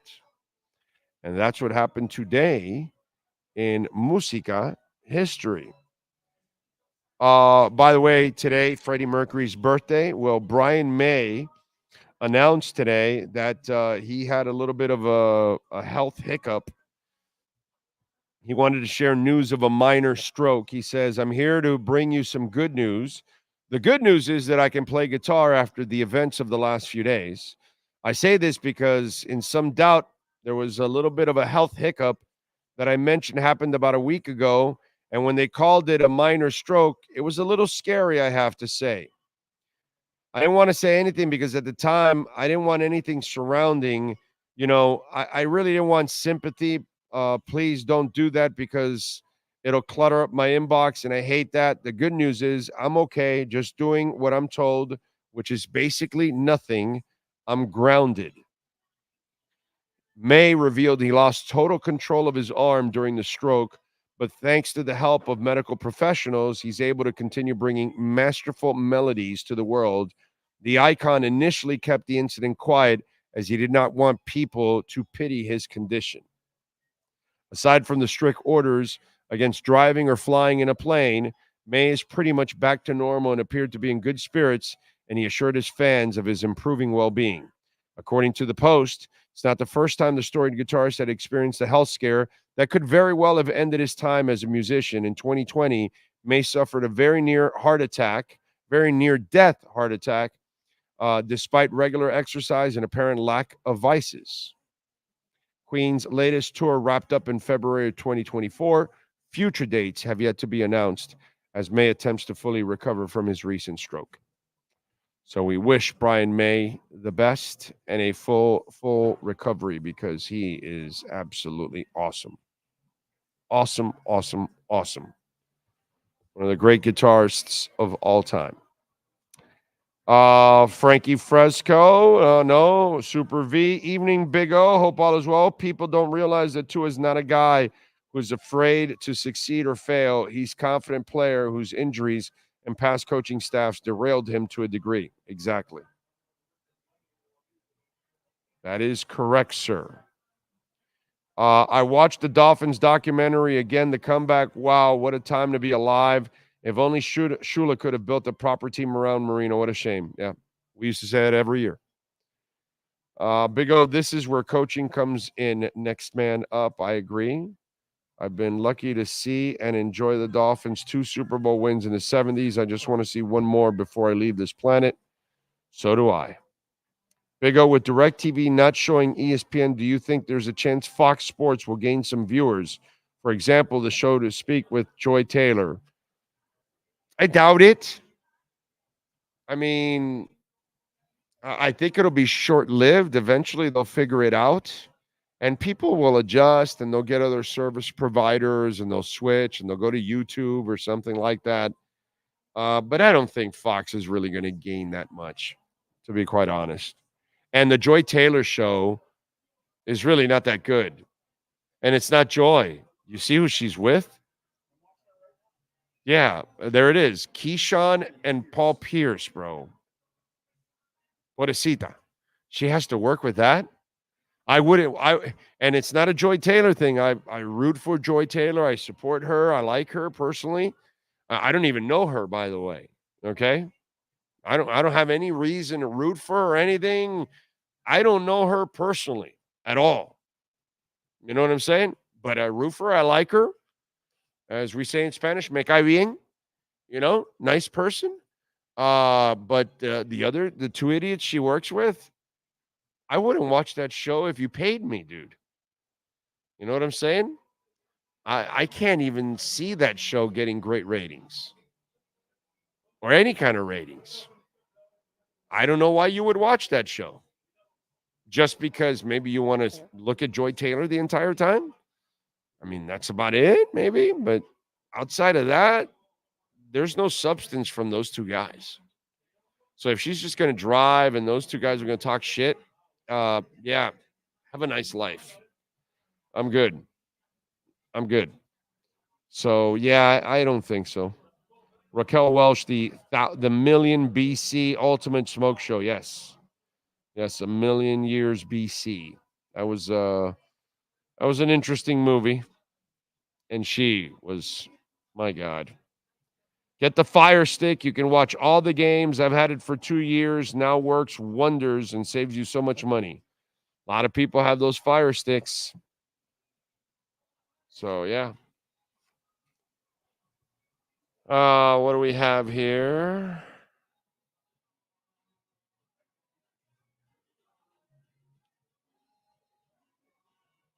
Let's see.